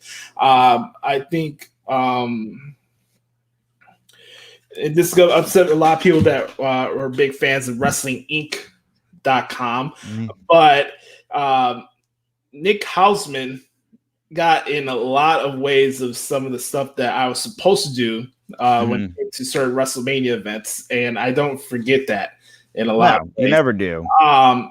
At the same time, you know, I can understand maybe from the West Side they wanted to put emphasis on the people that are hosting the WrestleZone radio show compared to the guy who was actually bringing the most clicks for their website for the result article.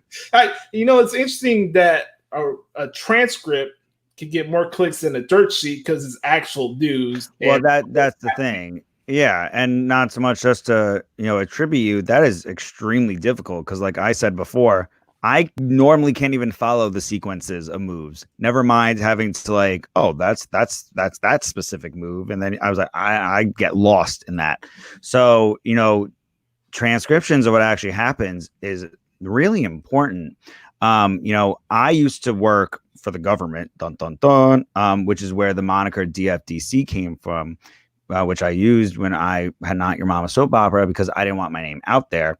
But, you know, long story short, I've changed careers and am now in my master's for broadcasting.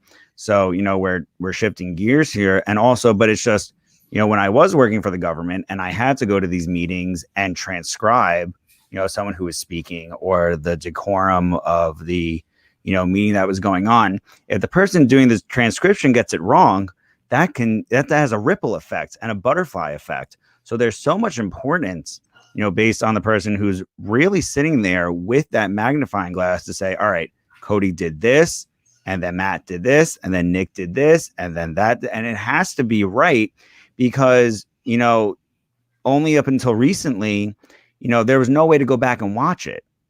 You know, the people transcribing it was the only way you found out what happened on Raw was the Raw recap that you guys were doing. That was it. You can't go back and watch it on USA.com because they didn't stream it.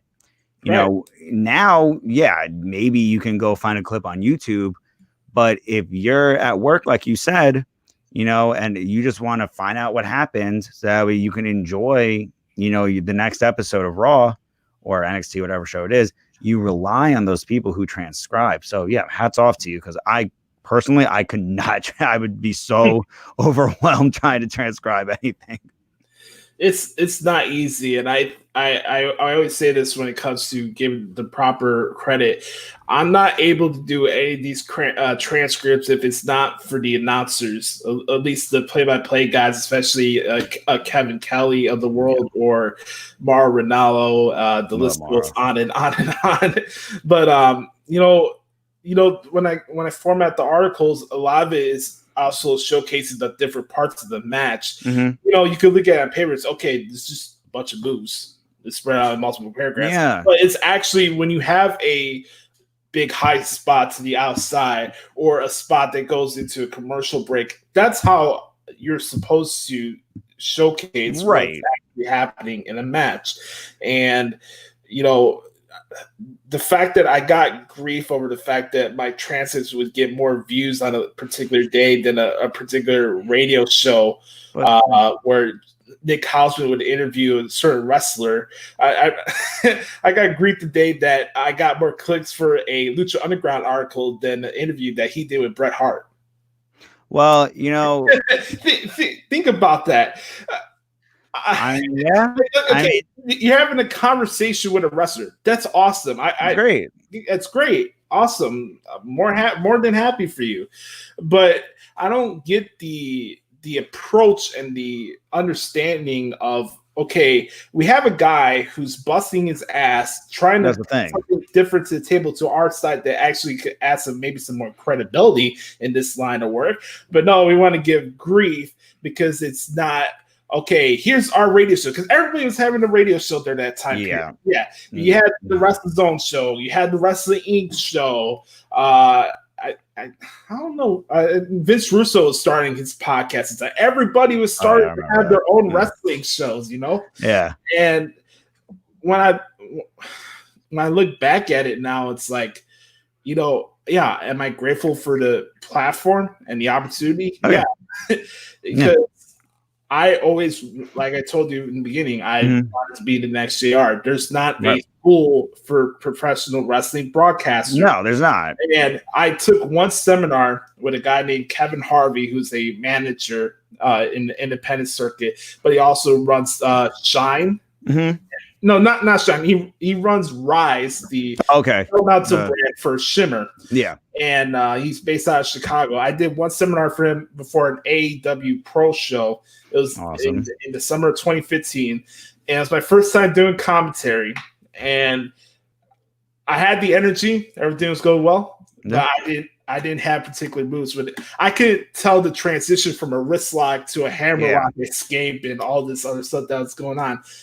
He was telling me that you had the energy. You had it wasn't over the top. You thought my flow was good, but you had to process what the moves are to tell the actual story. Yeah. And from that day forward, I challenged myself to learn every aspect of moves. Definitely. Trying to understand Lucha Libre when Lucha Underground started.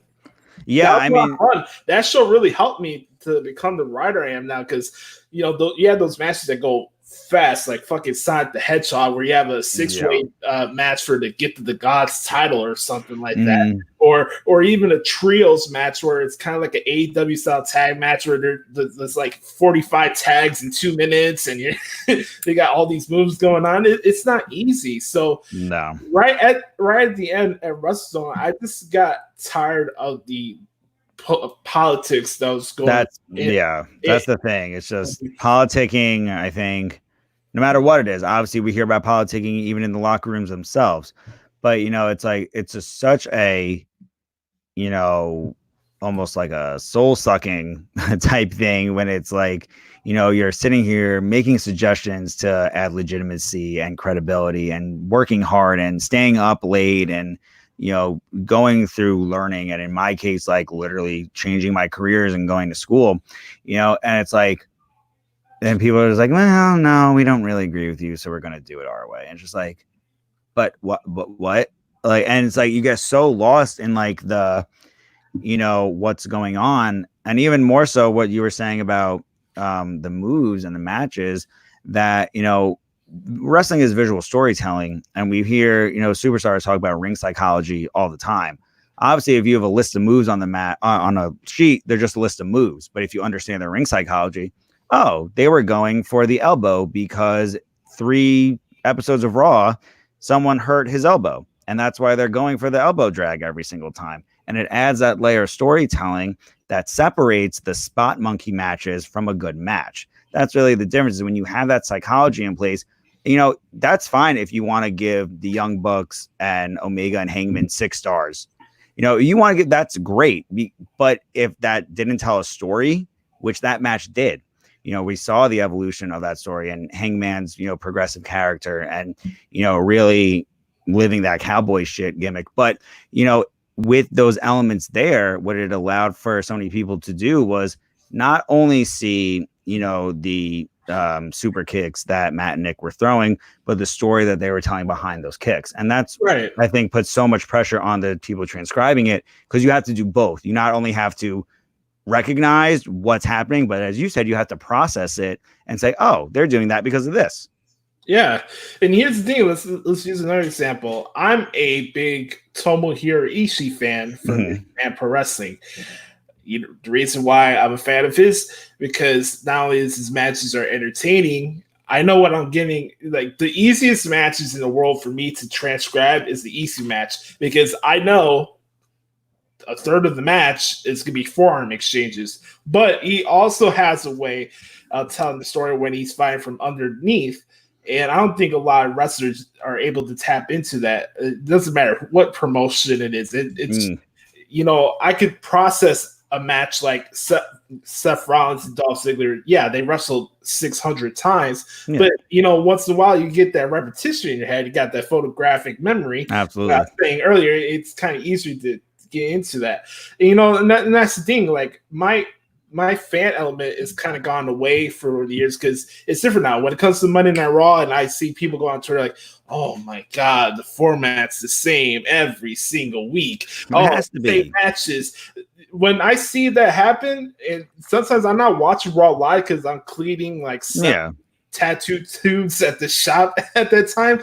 Like, I don't cover Raw until I get home at like 11 o'clock at night on a Monday night, And when I see there's a repeated match, I'm like a kid at a candy store. I was like, okay, this guy, I don't have to look something up. I can just do it for what it is. Yeah, and that's the thing. I think, if to go back into my wheelhouse in the entertainment side, if you throw it to a comparison to DC Comics and it's like, oh, in this issue, Batman fights Joker again.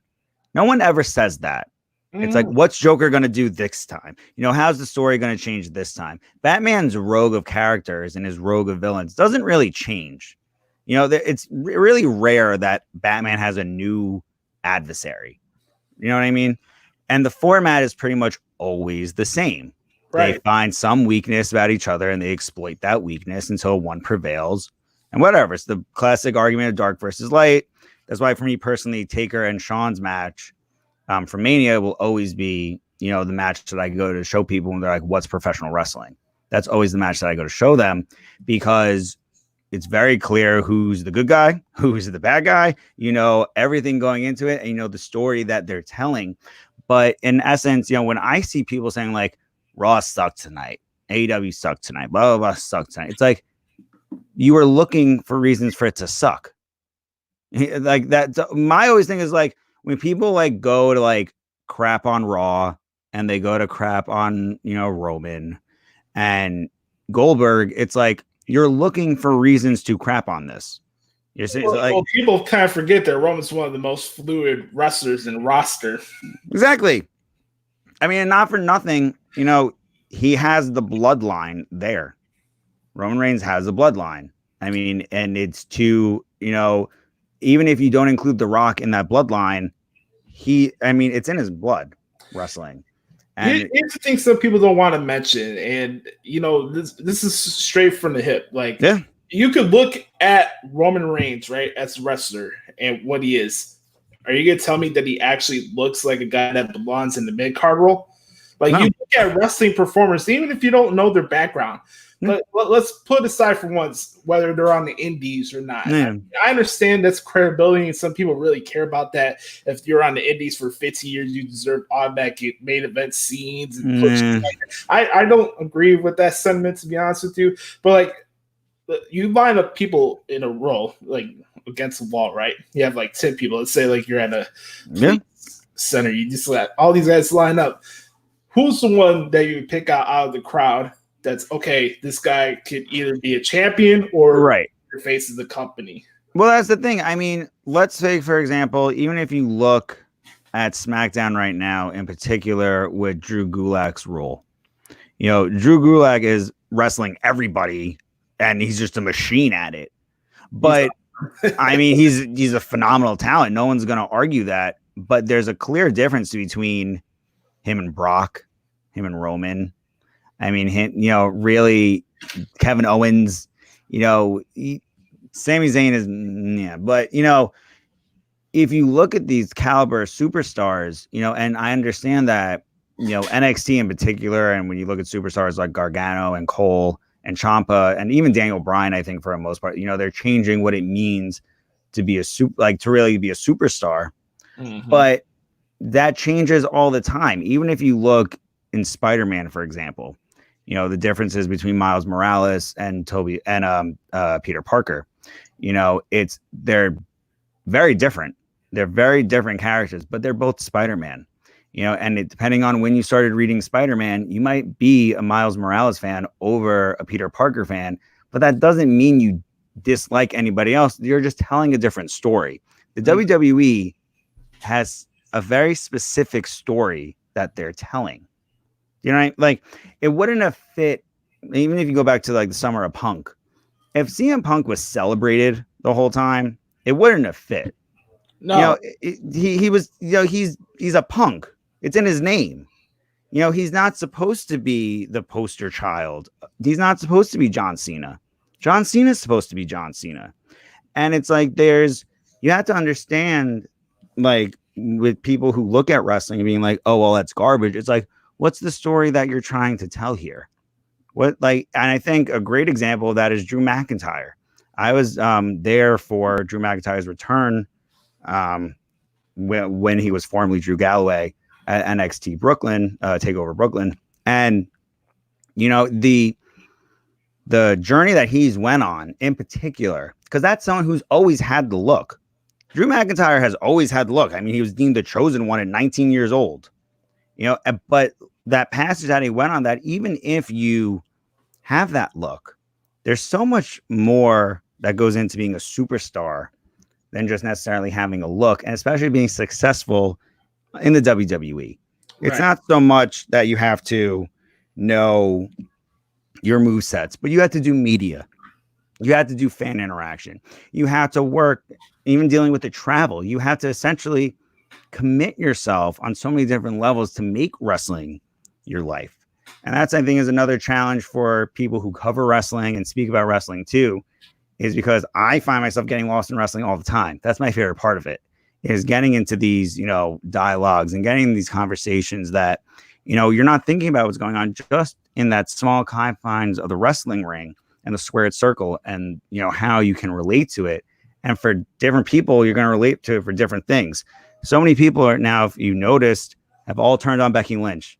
She needs to lose her title. She shouldn't be there anymore. She's not. So what does Becky do? She trolls everybody, called herself the GOAT, puts the GOAT on her jacket, just to put it in everyone's face that guess what, she's there.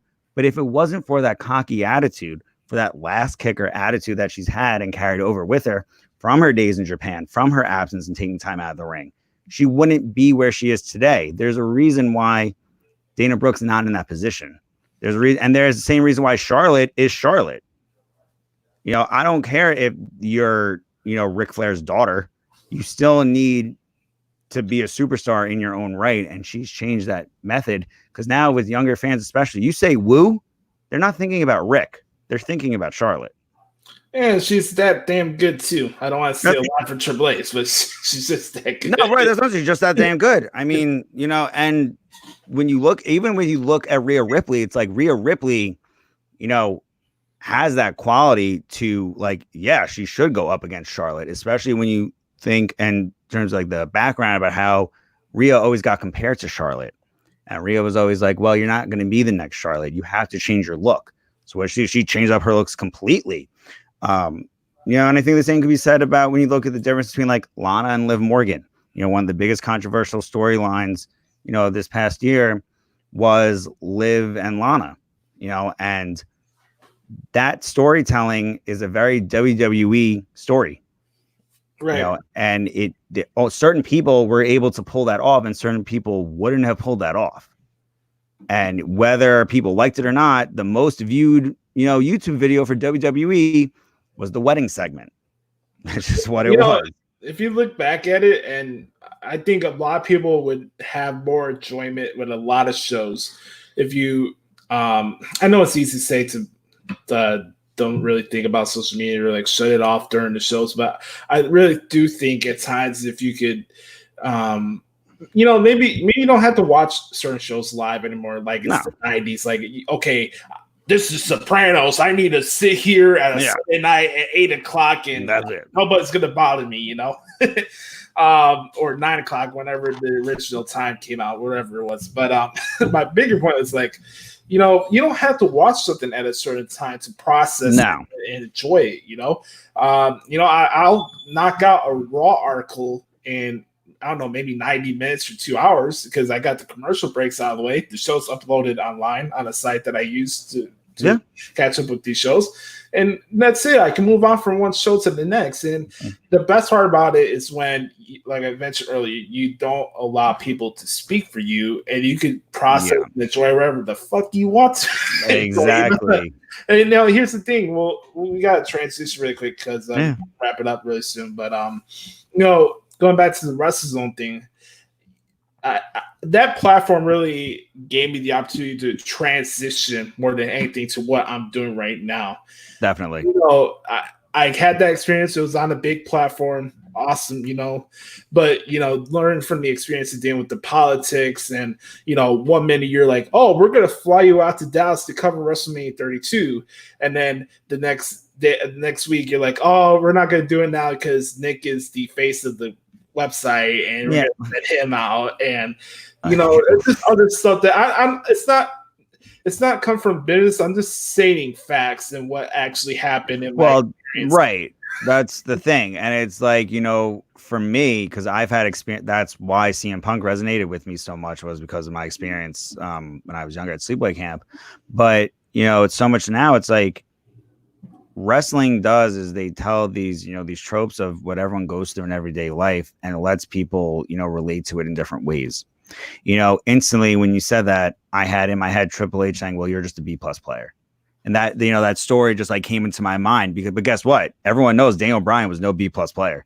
Everyone knows that WrestleMania 30 moment, and it's like, it's remarkable to me because I'm someone who I've always watched NXT not live. Just because I got used to it being pre-taped and not having to watch it live. So like, I still do it that way. But even so much, like if you want an NXT, or like if you want to like actually interact with people about NXT, like you have to watch it live. And it's like, there's like this like hard thing for me where it's like, there's all this wrestling that I want to watch and consume. But if I want to be relevant to talk about it, it's like, I have to watch it at when it's on TV. And it's like, that's why, I put on Superstar Showdown, because why not? Why not? It's on TV. I mean, am I going to go around and say like the Saudi shows are the greatest shows to ever watch? No, but that's just a bad season. That's the bad episode. That's the season 8 of Game of Thrones, and it's crazy to me that when, I think oftentimes you see this in wrestling and every industry really is, there are these people who contribute like yourself, who work immensely hard and just put in so many hours and so much labor and just want to see it succeed, not only for your own benefit, but for the benefit of the system as a whole. And, everyone plays their role. I think that's something that, WWE is, really boisterous about, is everyone plays their role, and knowing your role. And when you feel as though you're in the wrong role, it just eats at you. because you want to do everything you can to be recognized for everything that you're putting forward and putting forth. I know from, since I left Wrestle Addict Radio, my content creating has been lost because I haven't found my footing yet in terms of how can I continue my story in a way that I'm not revisiting the tropes that I already know. Right. And here's the thing, like, it's kind of sad in certain ways because when I first started, just like you had like the Voice of Wrestling, you had kind of like the Wrestle Reaction guys that used to do their YouTube show, Going raw and Shot Reality, whatever. But you had these shows that would have like cred. They were verified. Of fans, right? Yeah. And when I look back at it now, it's like they're not doing shows anymore. Ant's not doing Rant with Dan anymore. Rant with Dan was actually my favorite wrestling podcast to listen to. I was originally on the New Age Insiders Network when I was on the Pipe Bomb with McCool Company a few years ago. And that's where I listened to you. There you go. Yeah, and I left that network and everything's fine with me and them now, and that's good. But just during that time period, just the kind of dick measuring contests that would go on based on your knowledge or the way you looked at wrestling over the years. That's something I never really got a grasp of. It's something I just didn't really care about. I watch wrestling for what it is. People think, oh, Josh, you're a Raw SmackDown mark. No, I'm a wrestling fan. Right. My favorite brand of WWE is NXT UK. I'm not going to throw in people that says, oh, you're just showing your because you're the alternative guy. I watch 9 fucking wrestling companies. That's the thing. Yeah. Like what you want me to do? I'm a wrestling fan today. I'm not an expert. I'm not an analyst. I'm not going to act like I'm either of those things. Mm-hmm. But I provide a service to be a point of reference for wrestling fans who don't have the money. That's exactly it. Catch up with the product. That's why I have ProWrestlingTranscriptions.com. I do this podcast as a labor of love. I started broadcasting. I had the pro wrestling experience that I did 3 years on radio every single week when I was on the school station. After I graduated and got my license to be a broadcaster, I had to make that transition. I had the podcast. I'm surprised 4 years later that I'm still doing this podcast. Rant, it's not around anymore. New Age Insiders are gone. Yeah. I could keep going on with more that have been gone. But the bigger point is, it's not to come on here and toot my horn that I outlasted them. No, I'm here because this is something I want to do in my life. And a lot of people that have podcasts, and this is not a begrudge to them because I totally get it. I'm in the position that I just turned 25 last year. I'm not turning 26 to May. I'm still young. I have a lot of things to go ahead of me. Yeah. I could simmer down and understand you have relationships, you have marriages, you got kids to look out for. I have no issues for anybody that took time away from podcasting because they had to focus on their family. That's awesome. That's life. If anything, I applaud them for that more than anything else. And I told Ant that because I saw the mental strain he was going through during that time before he left Rant with Dan. I saw that. Well, and when we had that podcast that we did the interview with him before, I saw that emotion coming out of his chest of what he was going through. And it really brought things to perspective to me. Because, I've been doing this for 7 years, but I have different reasons why I do this. This is my career. This is something I want to do. This is something I have to do. It's different from other people. I can't put people in my shoes. I'm not going to do it vice versa. That's the thing. Even for me, as you said, you saw the emotion and the mental weight. And for me, when Cody Rhodes got the same backlash over how he chose to express himself and his commitment as I did towards my fandom too, and receive the backlash I did, it brought up a lot of those negative feelings. And for me, I use podcasting and I changed my career path because I get so much enjoyment in communicating and interacting with people and, you know, really just being a voice for the voiceless, you know, like CM Punk's moniker. Hell yeah. And, you know, so for me, it was a big step for me to say, all right, you know what? I'm not content creating right now because I need to find a way to do so that I have that passion for it, that I have that fire to do it, that it doesn't matter for me the efforts I put in it, because I don't care. I'll sit here and I'll try to draw logos all day and try to mix stuff haphazardly, even though I don't know how to, and whatever. Right. Literally taught myself how to produce everything because I was, you know, working full time at the same time. But it's like, it's that drive and it's that passion. And I think that's why wrestling and podcasting goes so hand in hand, because if you are in a position like Drew Gulak is, you know very well how hard he worked to get there. And no matter whom it is, no matter if it's your Okadas, no matter if it's your Codys, no matter who it is, they worked immensely hard to get to where they are, as you have for the past 7 years, as I'm starting, you know, my podcasting journey too.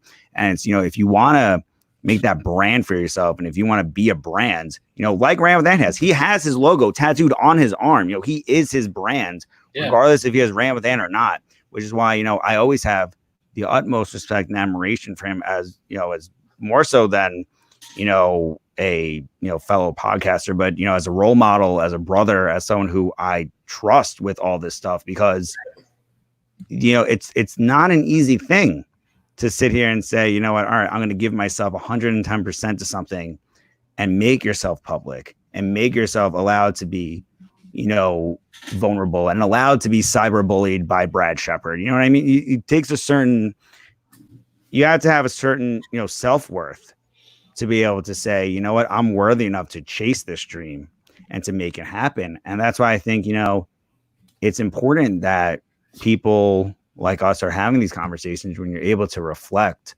on, you know, the industry that we've been contributing to. Right. And I want people to understand that, you know, content creating is not an exact science, and it's not for everybody. But I think the people that stand out from the rest are the people that do it from a genuine point of view. And Ant has always been that way since the first time I met him. I can say for you, I can say the same thing for G-Rod, B-Rob, all the good brothers that I've done shows with in the past. It's been cool to share this story with you. And absolutely. You know, we could have spent the show, you know, just breaking down WrestleMania cards or just the minutia of what we usually go down to. We're about to wrap it up in a couple minutes, but beforehand, I wanted just kind of for you get your thoughts on what's been going on with what matches you looking forward to in particular for WrestleMania, and just how you feel just with the fact that everything got canceled and both of us were go to Tampa for this show. So my WrestleMania ticket was actually my Christmas present for my grandma. You know, being that I'm changing careers, I didn't really have money to buy my own ticket. And she was like, well, I don't want to give you money to go spend on bills because that's what you're going to do. What's something that you would actually really enjoy? And it was going to WrestleMania. Needless to say, you know, I completely understand why they're taking all the parameters that they are, and why WrestleMania has been canceled. But I personally hate that I wasn't their shirt. That's a slap in the face to everybody who had a ticket to go to the show, myself included, and you. You know, in terms of the WrestleMania card, I am really looking forward to the Baszler and Becky Lynch match. I think that, you know, being that I was at the Elimination Chamber when Shayna showed her dominance, you know, in a cage as a former, you know, UFC and mixed martial artist, you know, the story is so great if they tell it right. I feel terrible for Drew McIntyre, though, you know, in particular. You know, as you might have noticed, I have a kinship for a lot of Irish and UK based wrestlers. I used to live in the UK, been going since 2005. So I always just kind of, you know, the UK is my home away from home, and Ireland is included in that, even though not officially. But, you know, yeah, so I just feel bad that he's not going to have that opportunity to have his WrestleMania moment. And I feel like that's what stings for me. You know, I think that Randy and Edge are going to have a phenomenal match, because if it's last man standing, you know, as this has been said before, it wasn't going to be in the ring anyway. You know, it's a last man standing match. It could go wherever.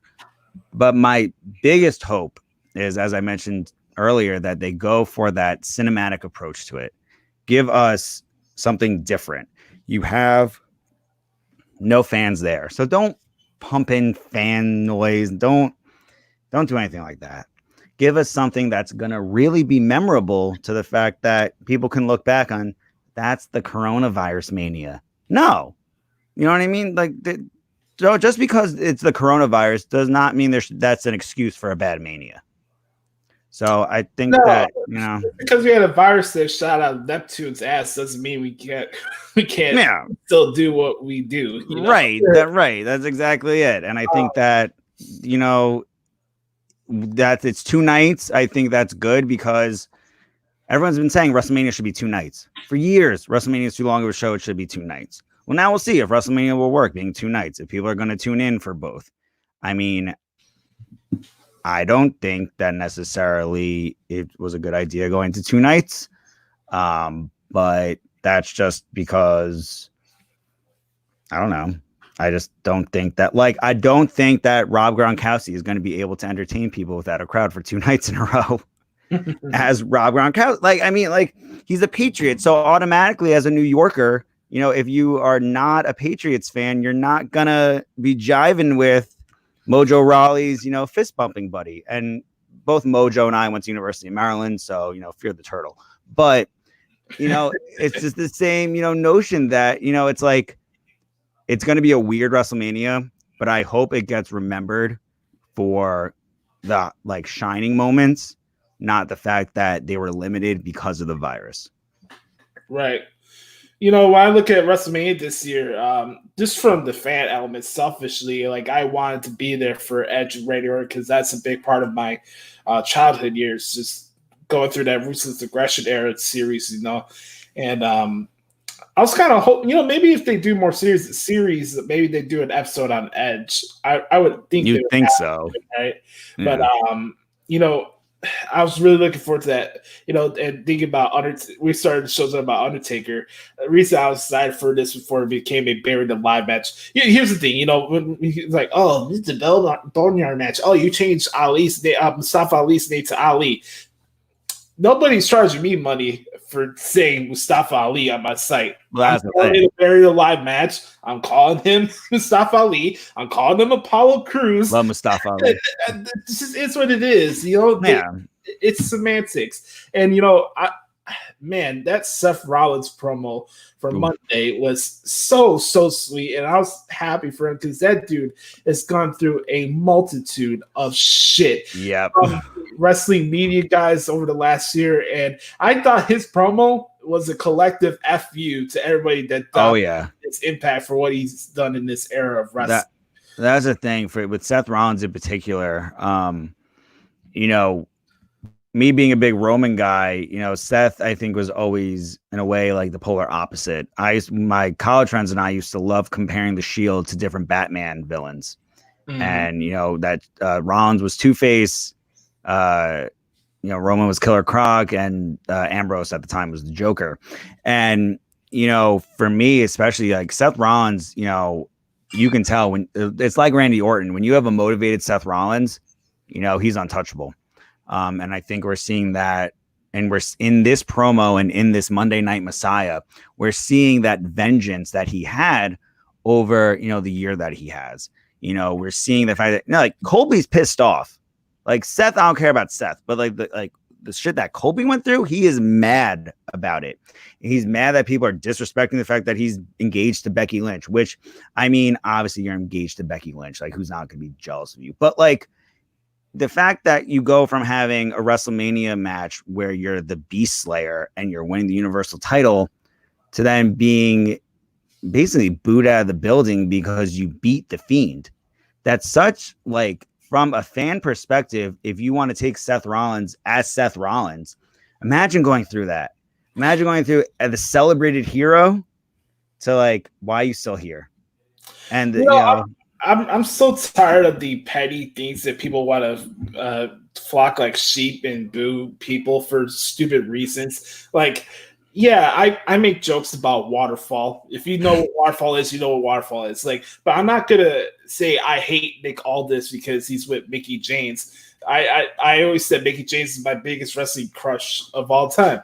But I'm also a big Nick Aldis fan. I think he's the best world champion right now for how he presents himself and how he speaks. I'm a big Nick Aldis fan. I don't know why that is when people just flip on people because who they're dating, and it's so stupid, man. But I mean, and I think with Seth Rollins in particular, because he was with the Shield and because Jon Moxley is now AEW World Champion and Roman Reigns is, the polarizing figure that he is, Seth Rollins is always in the middle of cool and not cool. He literally has it down his hair for one point. He was blonde and brunette. He was literally, he was torn.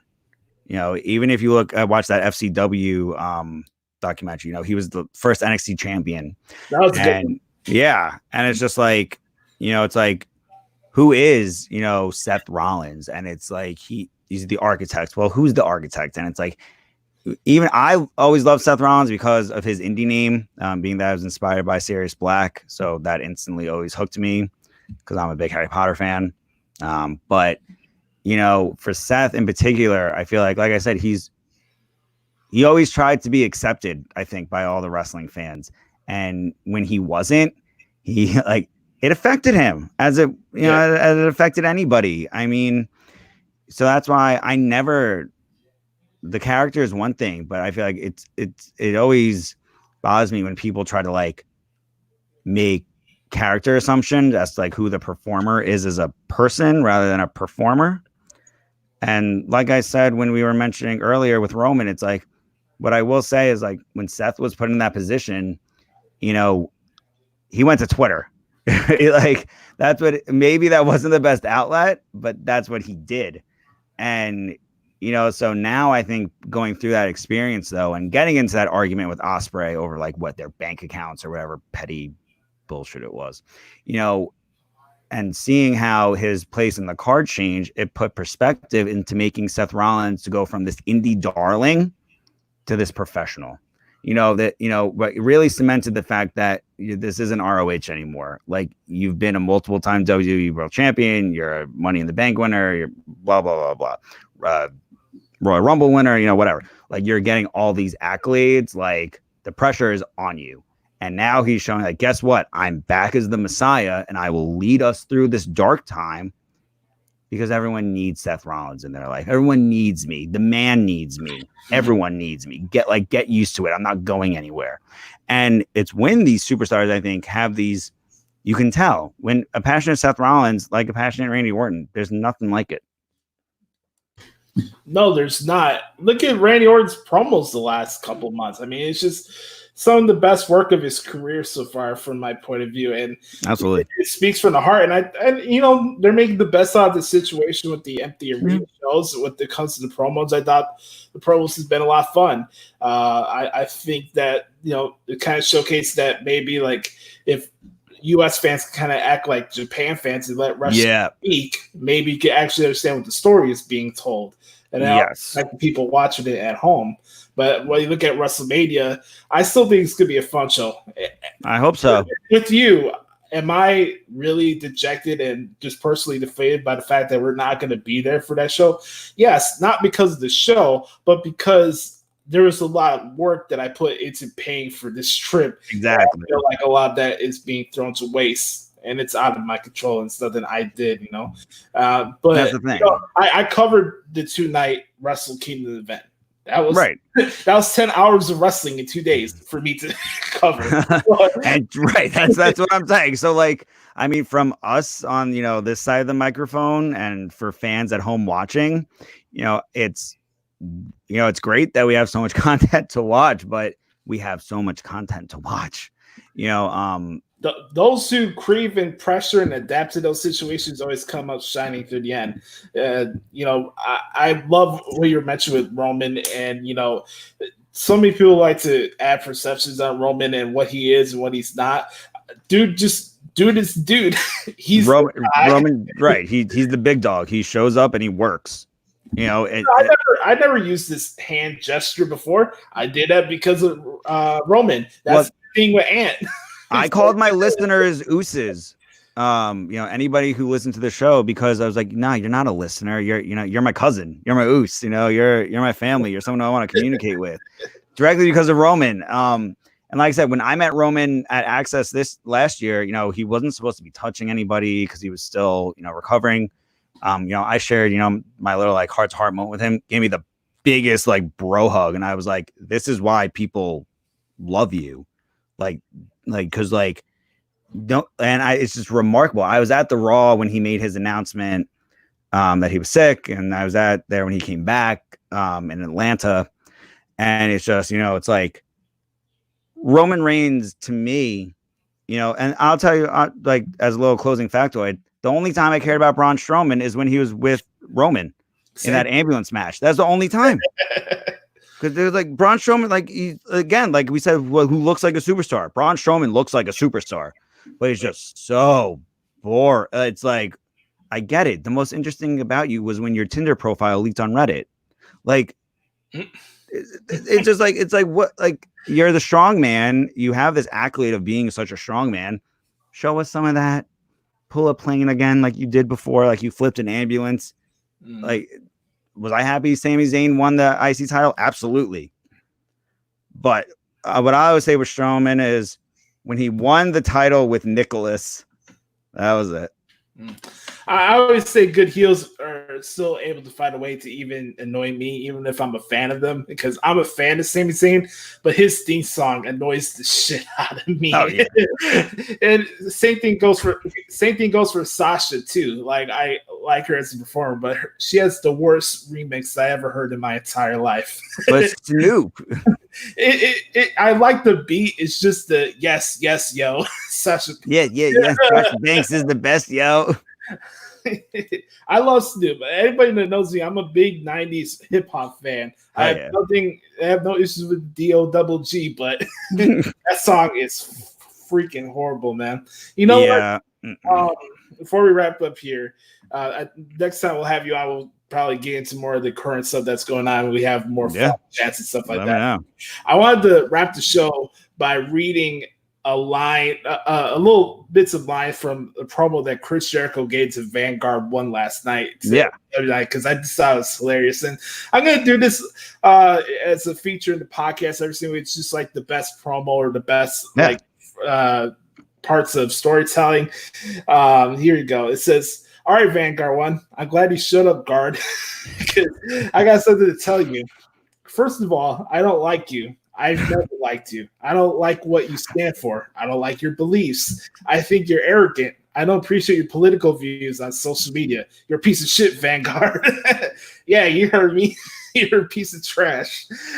When he said that, I thought that Jericho was speaking to Disco Inferno, because anybody that listens to like Keeping 100 podcasts, this represents Disco Inferno, Glenn Galberti to the fullest. So Matt Hardy's good friends with them too. So I thought that was I don't know if that was the reference they were going for with that, but the fact that I could see that shit to a drone is absolutely amazing. I think he was also going for, if you watch the Dark Side of the Ring about Benoit, in the beginning, like the first minute, Chris Jericho comes on and says, "If you think I'm glorifying a murderer, stop watching." You know, and all about, you know, he's been kind of that poster child for David Benoit and for, you know, the tragedy of the Benoit family.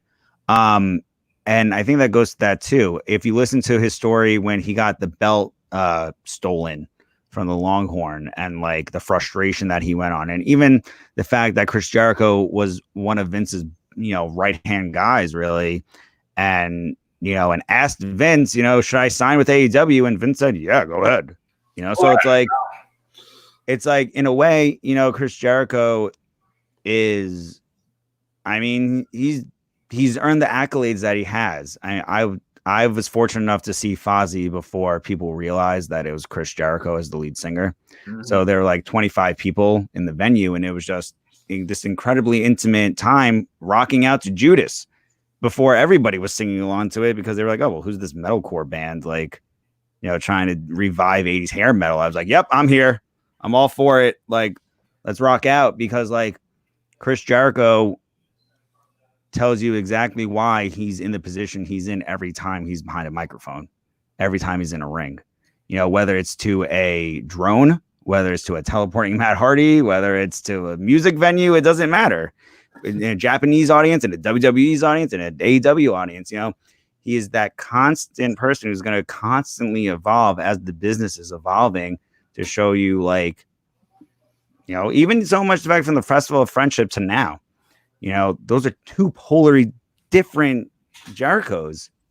But, you know, for some reason, everybody, you know, gets captivated by a certain thing about Jericho. For me, like I said, when he had his feud with CM Punk back in 2012 over Punk's dad being an alcoholic, that's what got me. You know, instantly when I saw that, I was like, oh, Jericho's on a different level right now. Like, that's like a visceral stuff. Yeah. And well, another really cool thing about Jericho is every time I met him a few times, and it's so weird when he said, "Hey Jeff, what's up?"